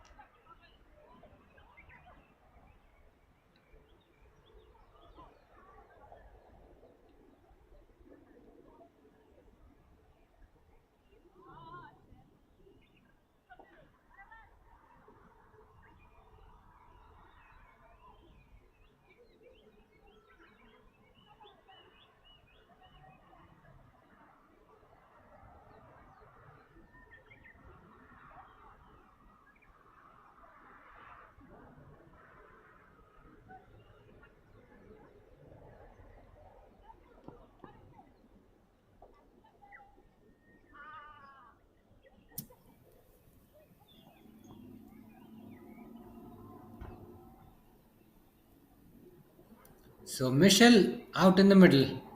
She's the new batter in, and that wicket has just got the game in balance, I would say.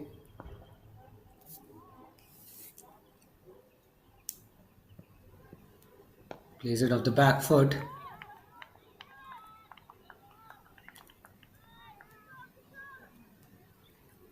And what a start for Kato. Picks up a wicket in her very first ball of her spell. Not something which you expect as a bowler every day, every single match. But they needed a brilliance like that. Mamushi.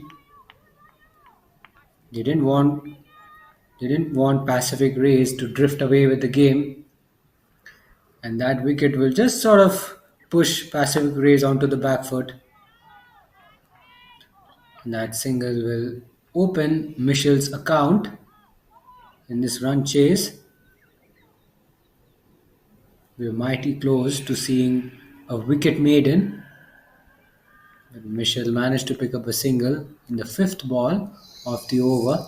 Now, how does Senaratne go about constructing her knock? How does she how does she respond? She's lost her partner. Will she continue to attack? I think she's making her intentions very clear. She wants to take some risks and she wants to ensure that the scoreboard moves along nicely. End of the over, it's 22 for 1 after 5.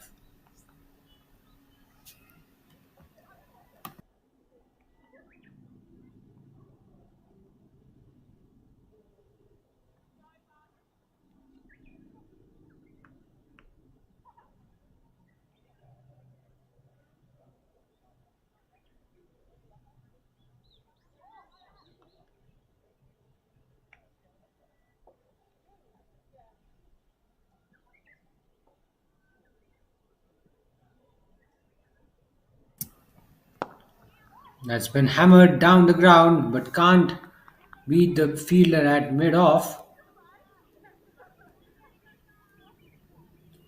There's still some batting to do. There's still some runs to be scored. And these are very tentative times, mind you. Lays it down the ground, back past the bowler. Just a single.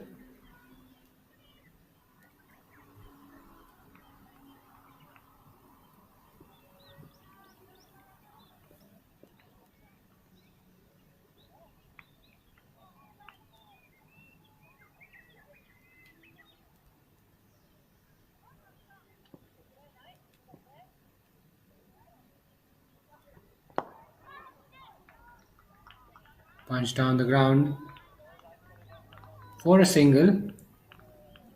I think that's what they need to do. They need to consistently rotate the strike.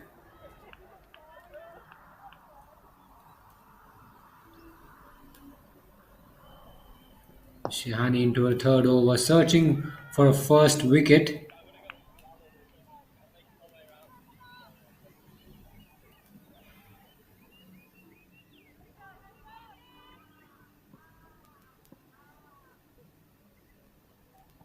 Tossed up and oh, could have been a stumping opportunity. Michelle did wander outside her crease. She was comprehensively beaten by that delivery. Ball going past the outside edge of her bat, and she was left clueless. But no harm done. The keeper just could not collect the ball cleanly enough. A sharp throw at the striker's end. And that'll bring us to the end of the over. 6 overs done. Pacific Rays are in a very tricky situation. 25 for 1.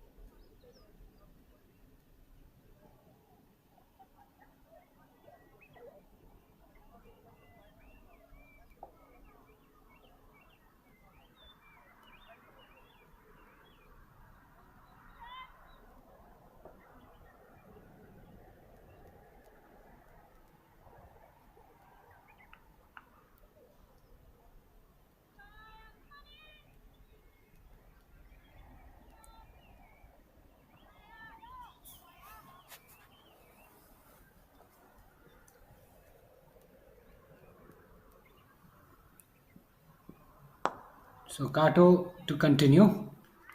Senaratna using her feet to good effect and timing that ball really nicely. I think she's going to hold key. If Pacific Rays are to prevail in this run chase, she's got to play a very calculated innings. She's got to take the game deep and she's got to have a stable head on her shoulders because she's been out there for a while. She's seeing the ball nicely. She's got a hang off the surface. She knows what's coming, and her presence in the middle will seriously benefit Pacific Rays. And all she needs now is a reliable partner at the other end. Michelle has scored so far 3 runs in 8 balls. Slightly conservative innings from her. And you can see the required run rate has gone above 6, possibly for the first time in the run chase. And you don't want it to go beyond 7. Otherwise, you're getting to a point of no return. And that's something you don't want, especially in the final. 85 of 81. So not a lot of difference between runs and balls. And they can obviously minimize the deficit. It's not a big deficit of 5 between runs required and balls remaining. Nicely tossed up, but just couldn't get hold of that one. And that has been the problem for the rest of the batters apart from Senaratna. They've just not been able to hit the ball in the gaps, not enough. Last ball of the seventh. It's been a very tidy over from Kato once again. It will remain a tidy over for Mamushi. End of the over. It's 28 for 1 after 7.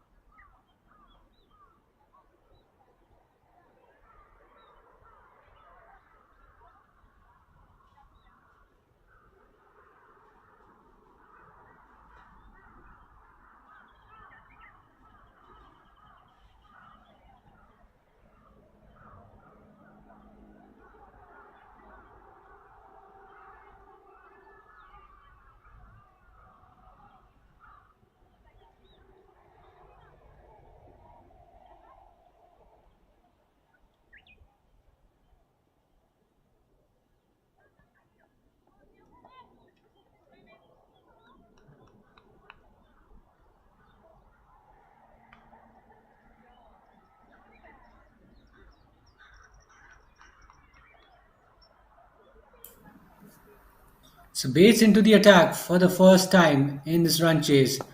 We'll see her in action with the ball in hand. She played a decent knock in the first half, got 20 odd runs. Not a very fluent innings, but a valuable contribution she made with the bat. And now she's got the ball in hand. And really, Mamushi have got themselves in a very good position. And the third man is in place, short third man in place. Uh, they've got themselves in such a good position, and clearly, Pacific Rays are struggling. They started off well. The first couple of overs, the scoring rate was good, and then that wicket fell, and the scoring rate has certainly taken a back seat, and it has dipped below 4, which is quite alarming when you're chasing 117, 113, and your scoring rate dips below 4 inside the 8th over. There are some concerns. There will be some concerns. Nicely clipped away on the leg side, but I don't think singles are going to help. They need one or two big overs, Pacific Rays. Some big overs yielding 8 runs or so. Then they'll be able to get the required run rate under control. Now it's just going through the roof. The required run rate is going through the roof. Um, well, I wouldn't say it's going through the roof, but it's certainly ticking. It's certainly inching above.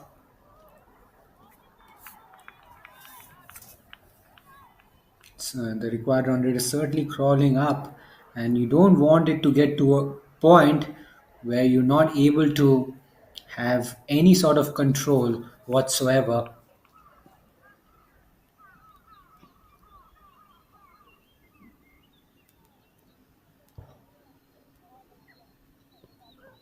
Chips it in the air, just falls short of the fielder at extra cover.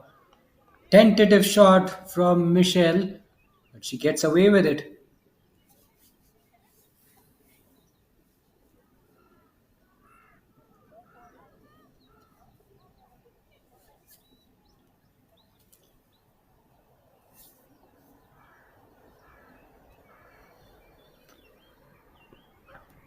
Slaps it through the offside aerial, but there is a sweeper in the deep. A good looking shot, but just couldn't put that one away. We'll have to settle for just a single. An excellent first over from Bates. It's 31 for 1 after 8.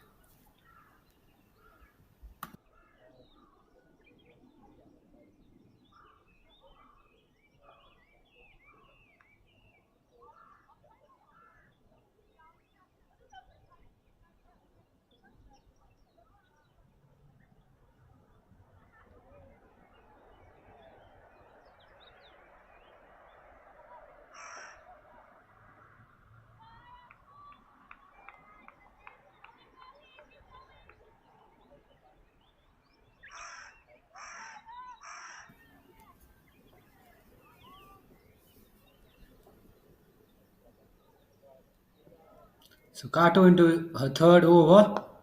Steps out, but straight to the fielder. Add extra cover. So the current run rate dropping after every passing over and the required run rate going the other way.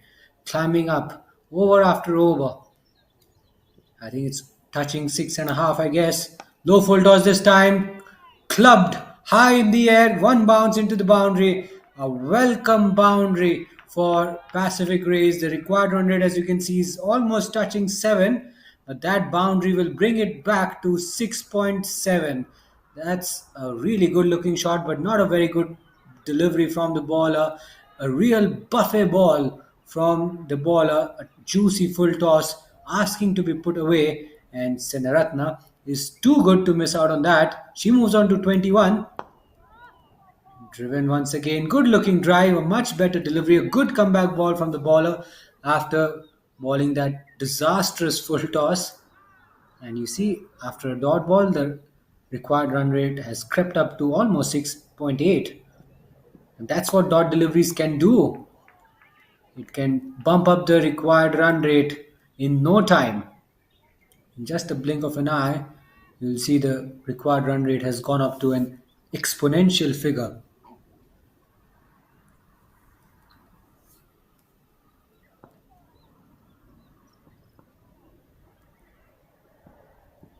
Nicely tossed up, chipped in the air this time. Could it be taken? Two fielders almost circling under it. But no one gets there. Now this could be a run out.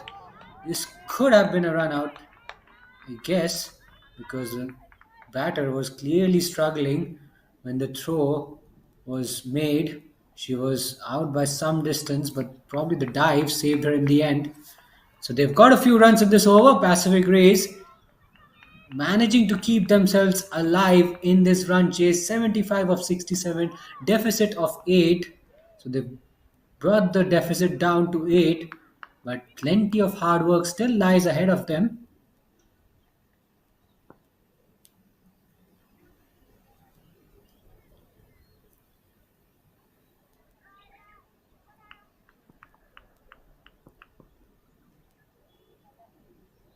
Seven runs in this over. A very profitable over for Pacific Rays. One ball remaining. Once again, Michelle tries to take a leaf out of Senaratne's book, tries to advance, but to no avail. End of the over. 9 overs done. It's 38 for 1.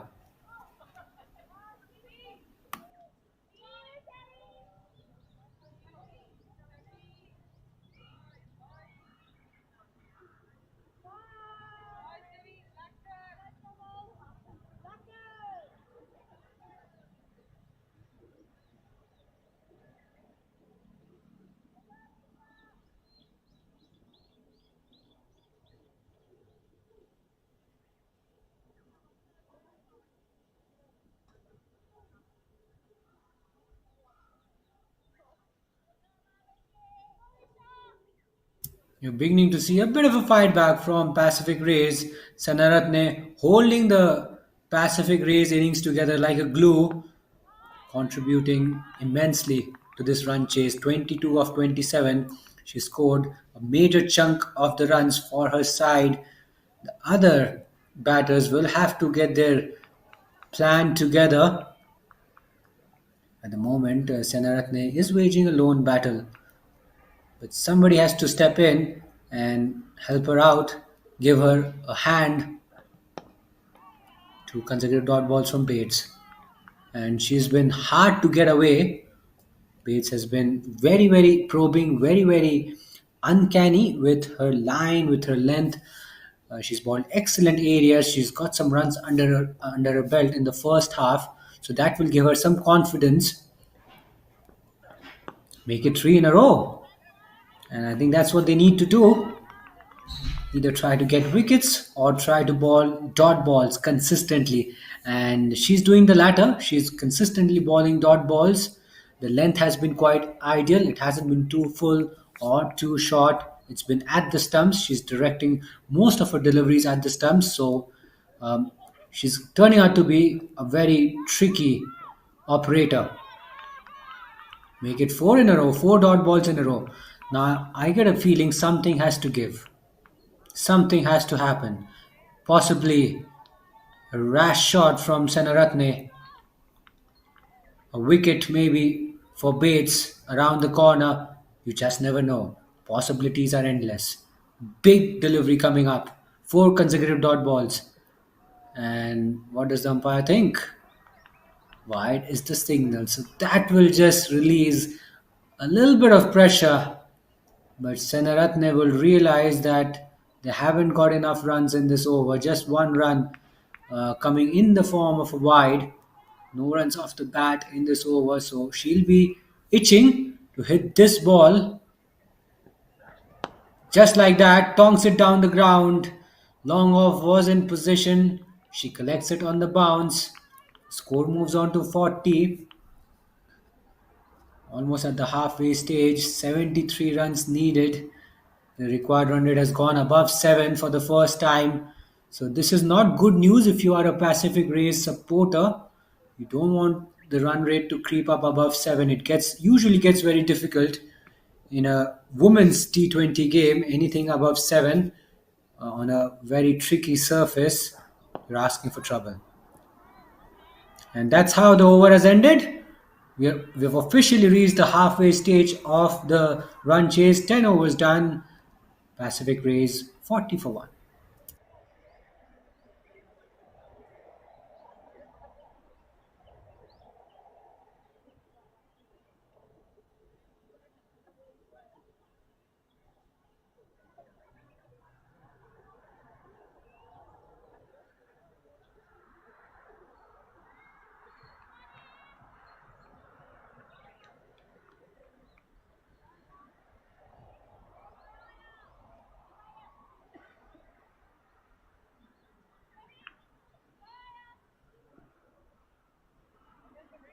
So this is a good start for Mamushi with the ball. They have not picked up a lot of wickets. They don't need to, especially when you're bowling like this. They have really tightened the screws on Pacific Rays. Just 40 runs in 10 overs, going at 4 runs per over. They'll be more than happy. They'll be a very pleased unit. On that occasion, fortune favoring Senaratna. She gets a couple of runs in the form of an inside edge.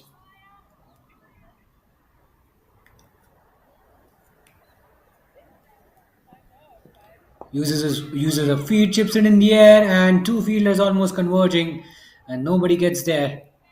A very tentative shot from Senaratne. The last thing Pacific Rays want is to see her back, to see her return to the dugout. They don't want that. They want her to stay for as long as she possibly can. 25 of 33. She's made a very decent contribution, and she hasn't hesitated to play the risky shots. So, from Pacific Rays point of view, Senaratna's presence is key. Now that's been hit high in the air, goes a long way up in the air, but falls in vacant territory. Long off, intercepts it.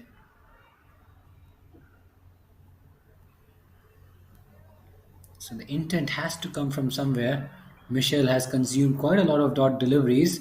She's not been able to get her innings up and running in a very fluent fashion. Senaratne, on the other hand, has scored at a mellow rate, but she's been in control. She's shown some good intent with the bat, and she's scoring at a decent rate. But Michelle has to get going. She's consumed 11 dot deliveries in her 17 ball innings. It should have been the other way around.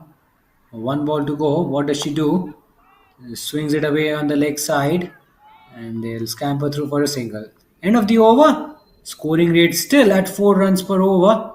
Not a great deal of improvement there. It's 44 for 1 after 11.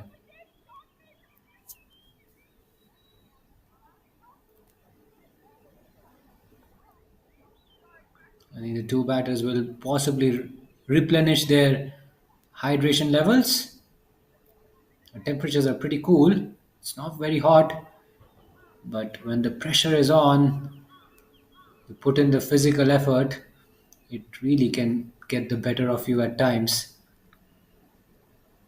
You've got to ensure that your fluid levels are up, your quick a quick refreshment, and Bates has got the ball in her hand, and she'll be bowling her third over of the run chase.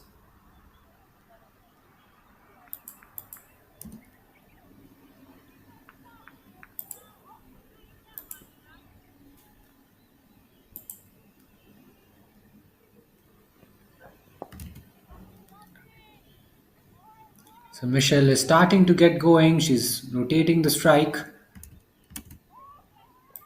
but she'll have to go. She'll have to really start accelerating. And the acceleration is something which has been missing from Pacific Rays.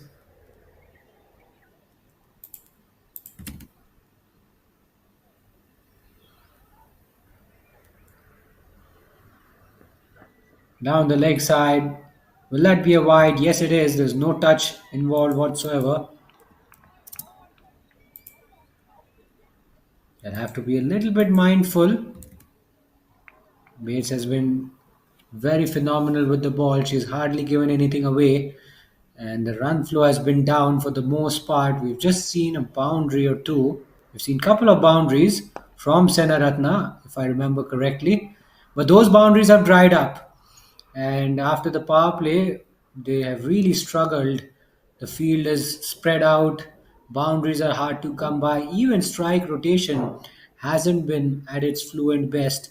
Michelle has consumed quite a lot of deliveries when she's been out at the crease. Down the ground this time, but not past mid on. Wanted to go downtown, just doesn't get hold of it. Senaratna. And I think Mamushi will be very happy with the way things are progressing. They're not getting wickets, but they're not giving away runs either. Oh, that's a really good delivery into the block hole. Senaratne was looking to push it through the offside. Gets an inside edge onto her front leg, I reckon. That inside edge saving her in the end.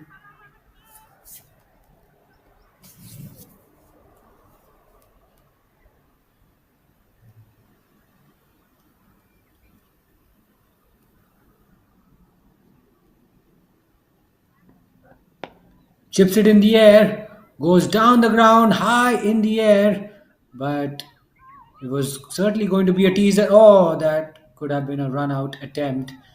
Bates just could not gather the ball cleanly. It was thrown at her at lightning pace, but the non striker was struggling. She was probably miles out of the ground.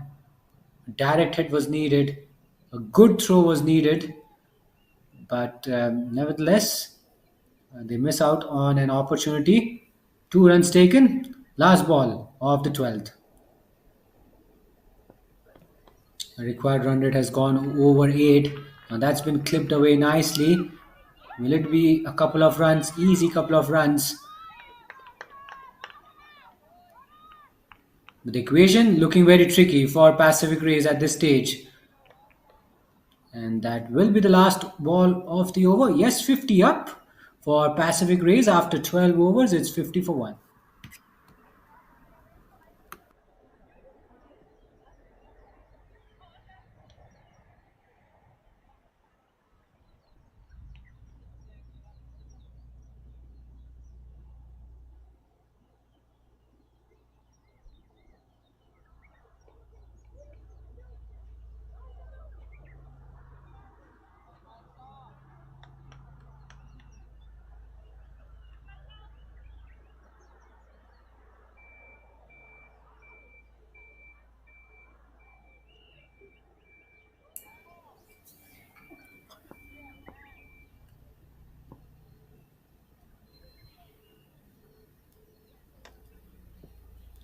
Oh, now that's a really good delivery, but the keeper does not stop the ball cleanly enough.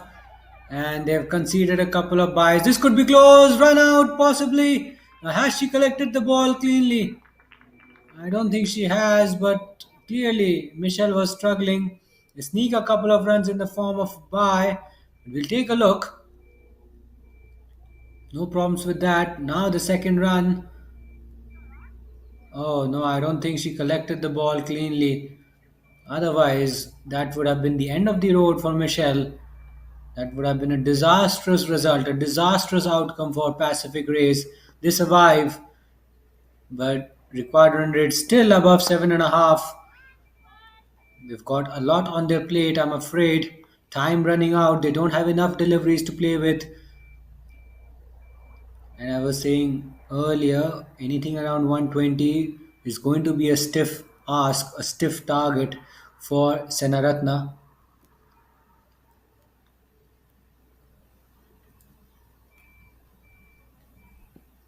Down the leg side, leading edge. Oh, that's an absolute calamity for Pacific Rays. Senaratne was looking to work it away on the leg side, just closes the face of her bat too early.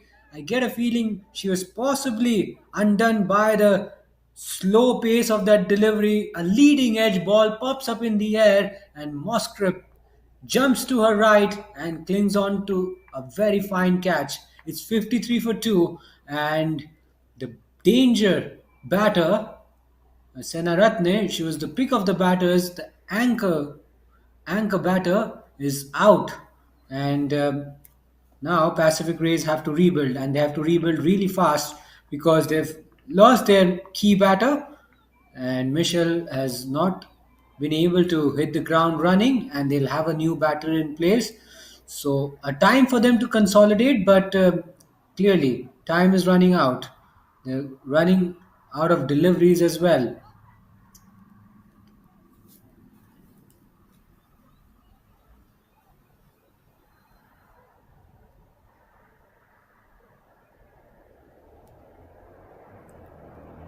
So Veera Sanghe is out in the middle,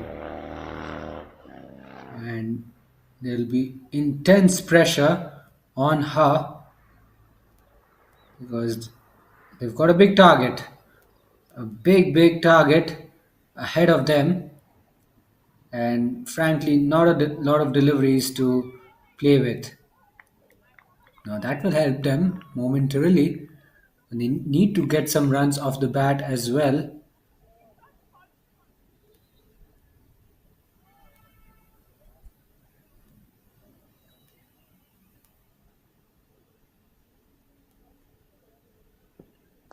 Now, oh, Veera Sanghe could have been out stumped there. Moscript enticing Veera Sanghe to hit it through the offside.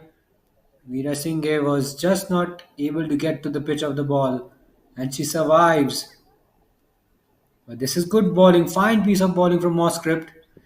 Again uses her feet. This time Veera Singhe got to the pitch of the ball. Can't get off strike.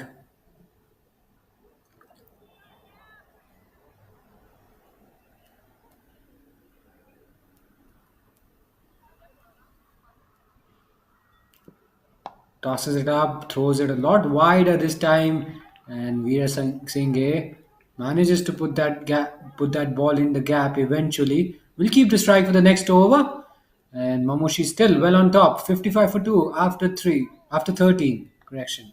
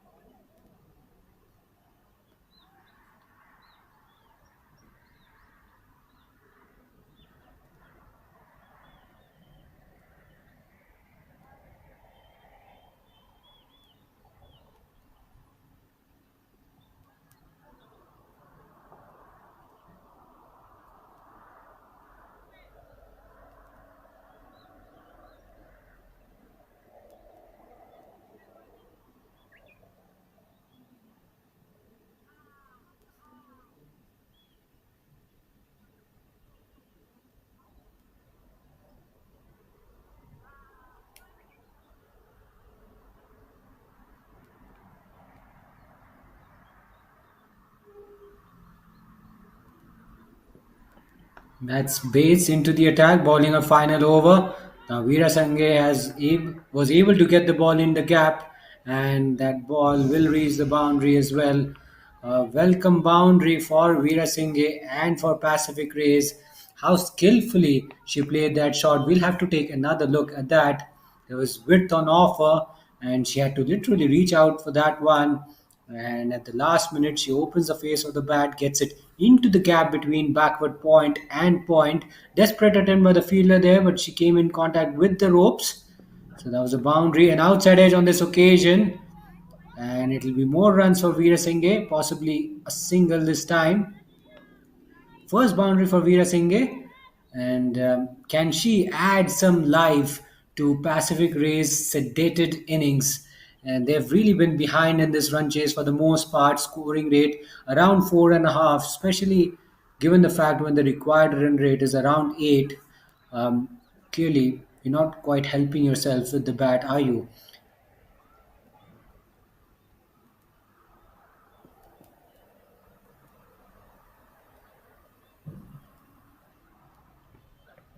Nicely balled at the stumps, and Michelle plays it with soft hands, and she gets off strike. She's into double figures now, but it's been a labored stay for Michelle. Veera Singhe, on the other hand, has looked fluent. 5 balls, 6 runs for her, scoring at overrun a ball, and I think that is what is needed now. They can't score at less than a run a ball from here on. Chipped in the air, and could it be taken? Oh, just falls short of the fielder. And she didn't get enough elevation on that occasion, didn't get the distance either. And the ball just falling short of the fielder at mid off. Lucky that she got away with it.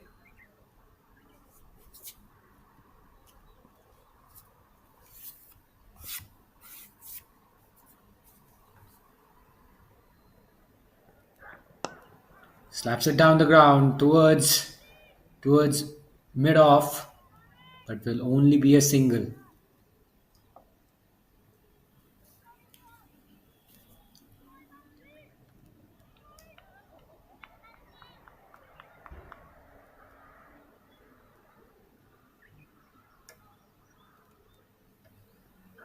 Low full toss this time, thumped down the ground, but straight into the hands of the fielder at long off. Correction, mid off, I should say. 14 overs done. Pacific Rays are still crawling at this stage. 63 for 2. 50 runs needed in the remaining 6 overs.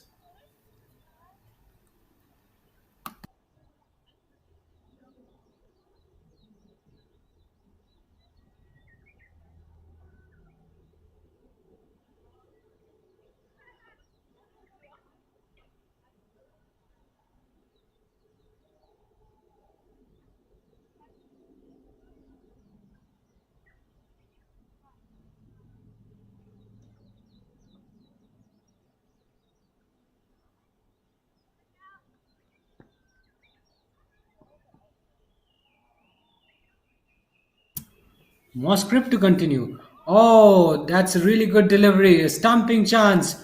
Possibly missed by the keeper. Sharp turn though. Moscrip really getting the ball to talk off the surface. Not only did it deceive Michelle, it also deceived the keeper behind the stumps. Michelle was looking to advance down the ground, clearly realizing that there's not enough time left. There's not enough deliveries left in this run chase. Scoring asking rate almost touching 8.5. It's only going one way at the moment. Uses her feet, thumps it down the ground and into the hands of the fielder at mid on. So Veera Singhe has to depart. Moscript has another scalp to her name. Nicely balled, a delightful delivery. There was a lot of flight, a lot of air on that one, and Veera Singhe was looking to hit it down the ground. Goes too hard at that one and chips it straight down the throat of the fielder at mid on. So things are not looking good at this stage for Pacific Rays. We are into the 15th over of the run chase, and Pacific Rays find themselves wheeling at 64 for 3.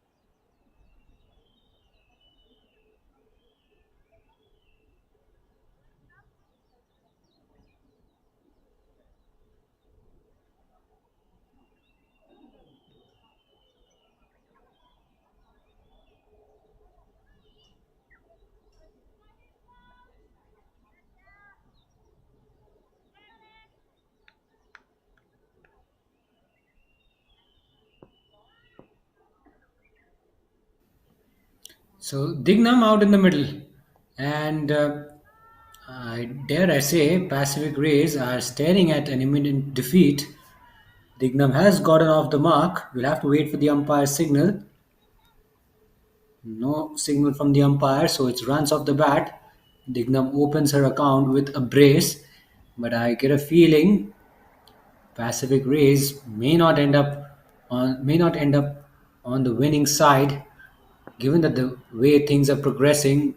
They still have a mountain to climb. They still have a massive deficit of nearly 50 runs. They've lost 3 wickets, and only they've got 32 deliveries left. It's getting out of hand for them. Moscrip has been the pick of the bowlers for Mamushi. Oh, sharp turn across the right hander, and Mitchell was left clueless with that delivery. How much did that ball turn? Pitching around leg stump line and just spinning across and beating the outside edge of Michelle's bat. Now that delivery will plant some seeds of doubt in her mind. Just manages to tickle that away on the leg side. But singles are not going to help them. End of the over, it's 68 for 3 after 15.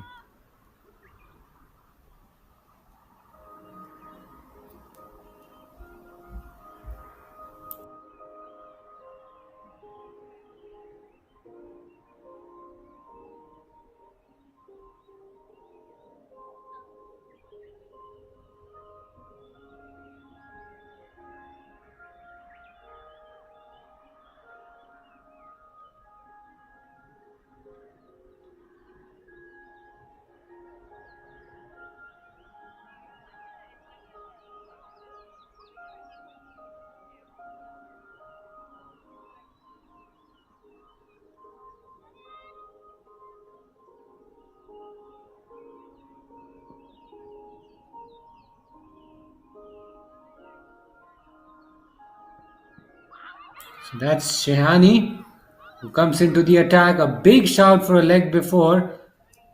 That was a good shout. The umpire took his time and eventually ruled the decision in the favor of the batting side. Signal as leg buys.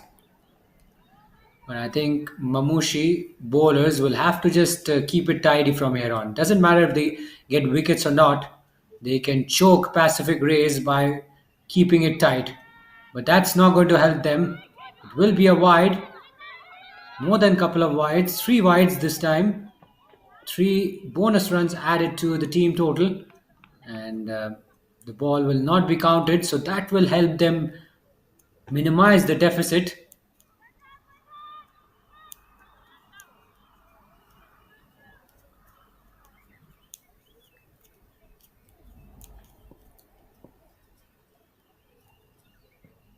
Nicely tossed up and pushed down the ground towards long on.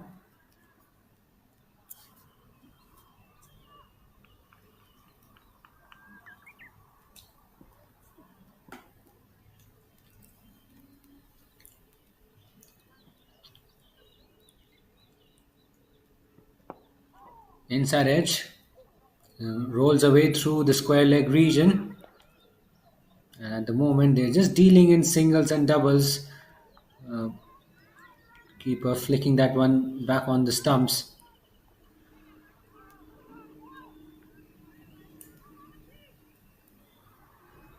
So 5 runs in 2 balls. So this is a good start to this over. From oh no, that's that's suicidal, and they simply couldn't have afforded a wicket at this stage.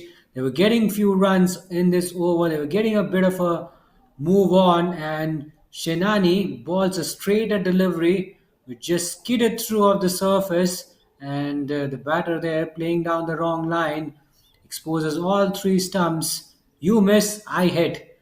She walks back to the dugout very dejected, and Pacific Rays in serious trouble. 75 for 4 after 15.4.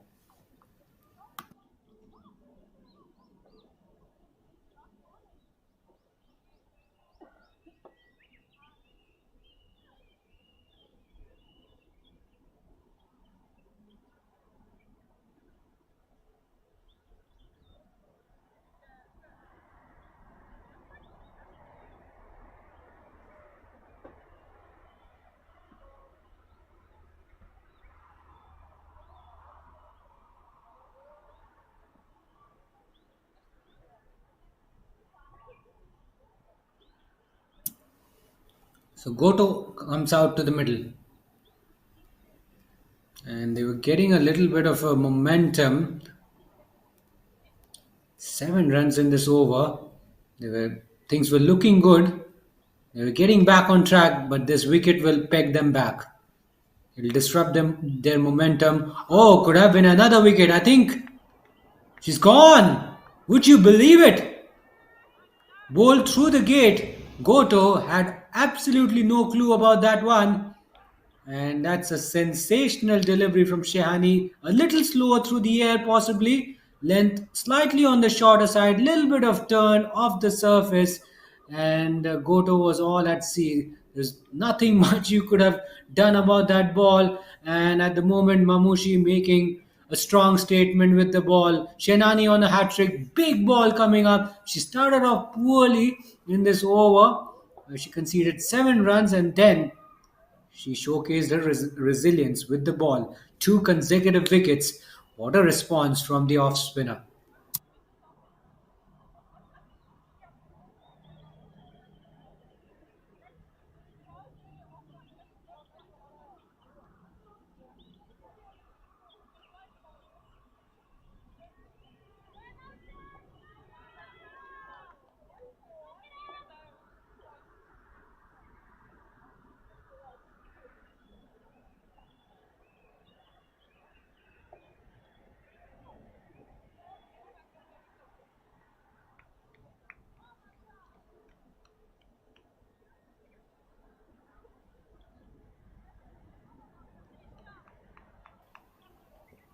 So last ball, a hat trick ball for Shenani, and Field manages to survive, but only just. What an over! A game-changing over. This could well be the game for Mamushi. 16 overs have been completed. Pacific Rays are 75 for 5.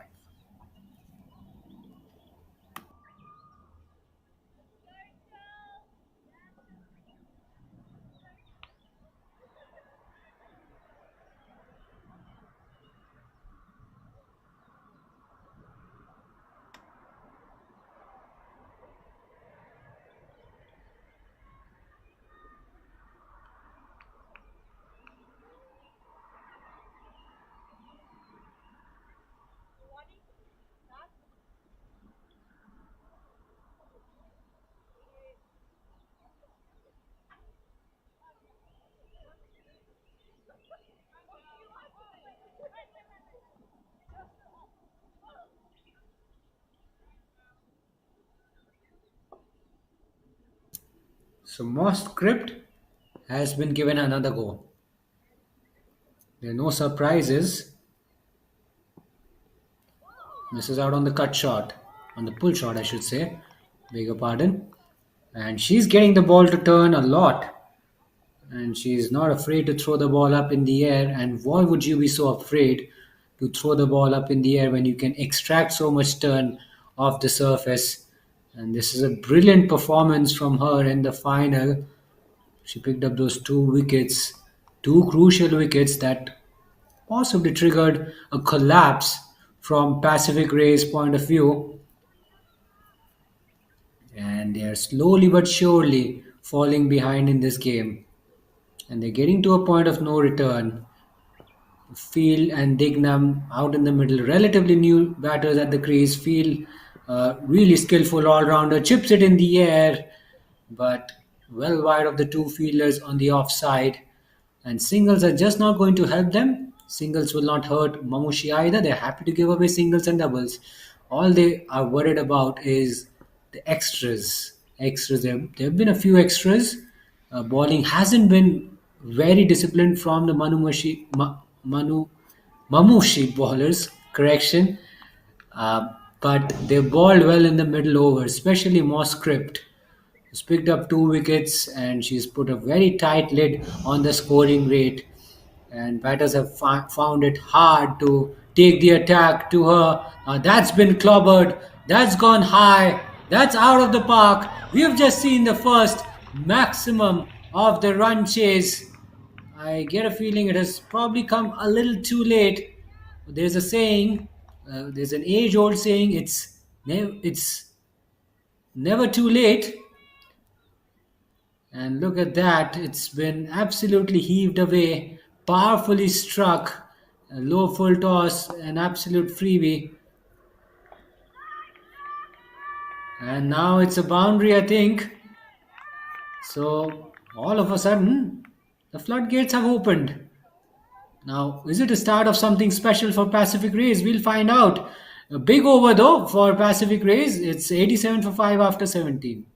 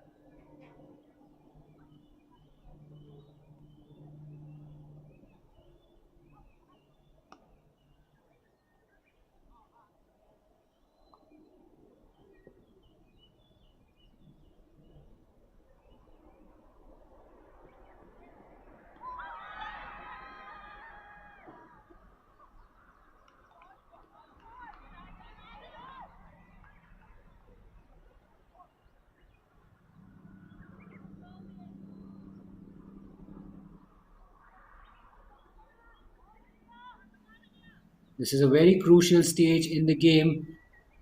26 needed of 17 balls. Chandler has been good.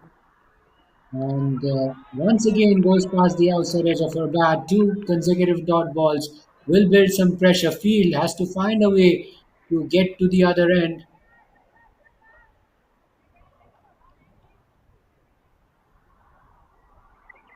All of a sudden, you see the difference between runs and balls widening. Difference of 10, 16 balls to go. Field has to just find a way to give the strike back to Dignam.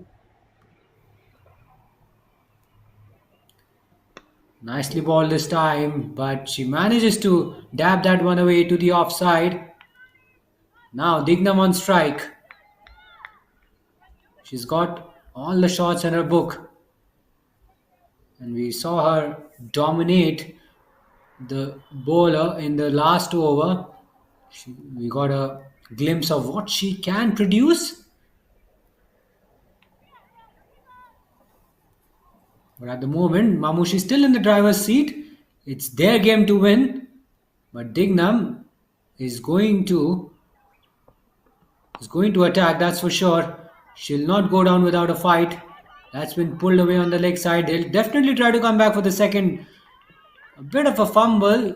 Probably should have been avoided because you don't want Dignam to be on strike all the time. You want to ball as many deliveries to field because she's just walked out to bat there and she's not got her eye in just yet. Yorker and delivery, nicely balled, will just be a single. So very fine over from Chandel. They leaked runs in the earlier over, but now they've just sort of tightened the screws once again. Chandel still has to close out this over well, and I think she will be bowling in the death over as well. In the last, she'll be bowling the last over as well. Dot ball, a precious dot ball for Mamushi. End of the over, 22 needed in the remaining 12 deliveries. It's game on here. 18 overs done, it's 91 for 5.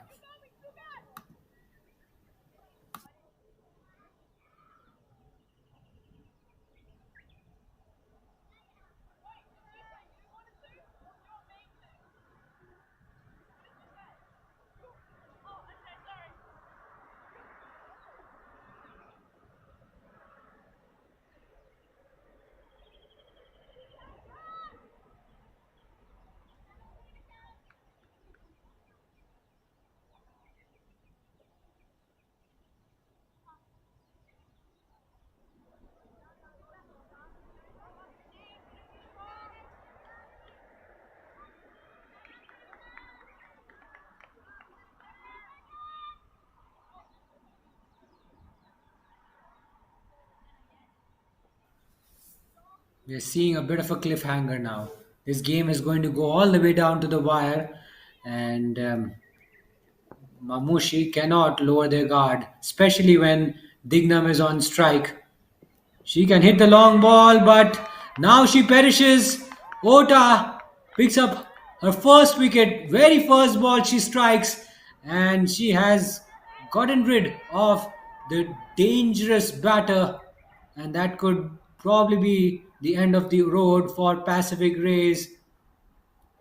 Dignam was playing a bit of a blinder. She was looking good, but that sixth wicket, I think that could probably be the final nail in the coffin for Pacific Rays.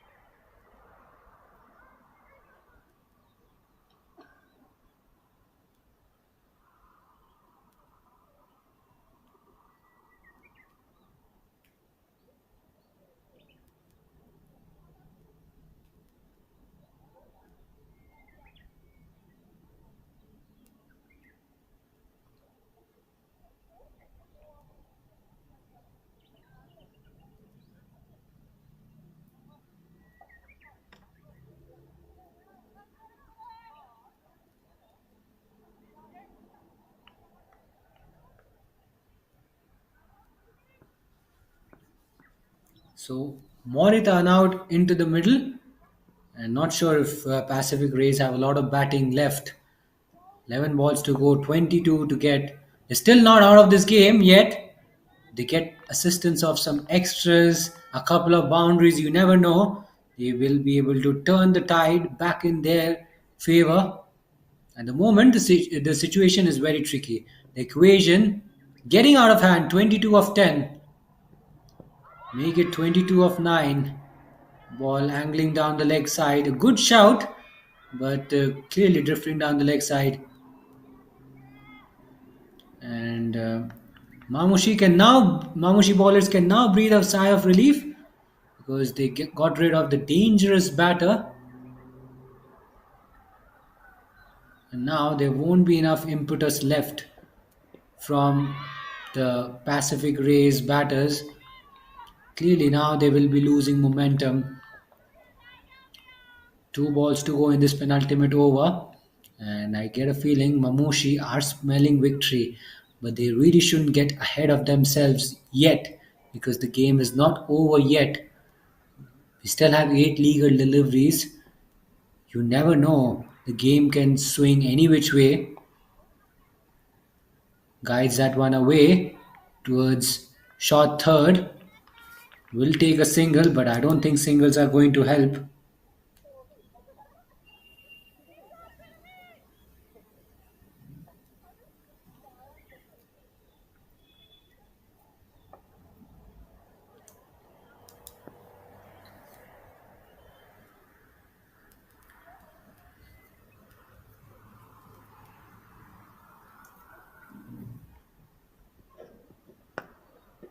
Nicely played away through the offside. A bit of a misfield, but straight to the fielder on the rebound. And that will be the end of the over. 19 done, 1 over to go. 93 for 6. Pacific Rays.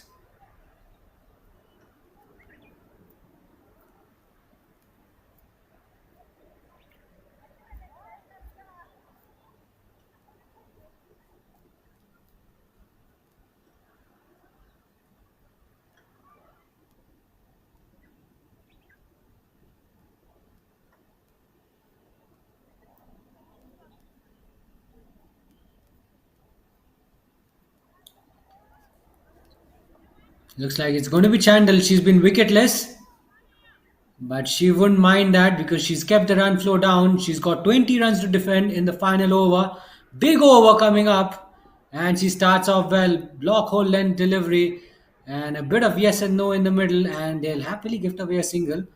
I don't think that will bother Chandel or Mamushi much. Pacific Rays were riding high on confidence when they hammered Titans earlier in the day, but now they're on the brink of a heartbreaking defeat here in the final of the Women's Japan Premier League. 19 of 5. 5 boundaries will do it. But the real question is, does Morita have the courage to hit 5 boundaries? Oh, what has happened there? Morita just manages to get her bat down in time. I was gonna crash onto the stumps. She keeps that one out. Now 4 balls left, 19 to get. 4 boundaries won't seal the deal for Pacific Rays anymore. They've got to deal in sixes. 4 sixes will certainly do it. So now they're just mathematically in the game. But realistically, they are out. Mamushi are one step closer to victory. Flicks that one away on the leg side. And I don't think it'll make it to the boundary. It'll be cut off by the fielder. And now it's all about going through the motions. Pacific Rays will be disappointed that they'll end up on the losing side despite showing some extraordinary resilience in this tournament. They've been brilliant all throughout, and at the last moment they've stumbled, and that's something you don't want as a team. You put in all the hard work, and in the final stages you you just cannot get your act together. Just 2 more balls to go. The target of 113 proved way beyond the reach of Pacific Rays, that's for sure. Nicely hit down the ground and could have been an excellent catch, but it goes down a difficult take for the fielder there. But I don't think anyone in the middle is going to be upset about that because they know now they're going to win. They're going to win this game quite comfortably. It'll be a big moment for them. That's for sure. Right then. Last ball coming up. Last ball of the match. Last ball of the tournament. It's been quite a tournament, really. She hits it through the offside. They'll satisfy themselves with a single, and that will do. It's game over. And Mamushi are the winners of the Women's Japan Premier League tournament. They are the winners and they won the match by 14 runs. A big moment, a huge moment for Mamushi, and they've shown brilliant piece of sportsmanship to thump Pacific Rays. There's the batting card for you. Healthy contribution from Senaratna, 30 of 41. She kept her side alive when she was out there in the middle, and decent contributions from Michelle and Dignam, but the other batters were not able to get their act together. Not a lot of contributions from the rest of the batting unit, and they've clearly fallen short. Here's a look at the bowling card. 2 wickets each for Moscrip and Shahani. They're the pick of the bowlers. Moscrip slightly on the higher side, but she picked up 2 huge wickets, which really mattered in the middle phase. And then Kato and Ota picking up a wicket each. And look at the economy rates of all the bowlers. They've been very, very economical. Disciplined bowling from Pacific Rays. Here's the match summary. Mamushi posting 112, a decent score, decent contribution made by Oda, Bates, and Yanagira. And from the bowling point of view, Senaratna was the pick of the bowlers for Pacific Rays. And in reply, Senaratna was also the leading run scorer for Pacific Rays. But she just could not get her side over the line, and wickets kept tumbling, and clearly Pacific Rays have fallen short, and Mamushi are the title winners of the Women's Japan Premier League. That's all we have for you. Our live coverage for this tournament has come to a close. Hope you've enjoyed watching. So stay tuned for more action. We'll be back again with another tournament. Thank you very much for your time. Goodbye.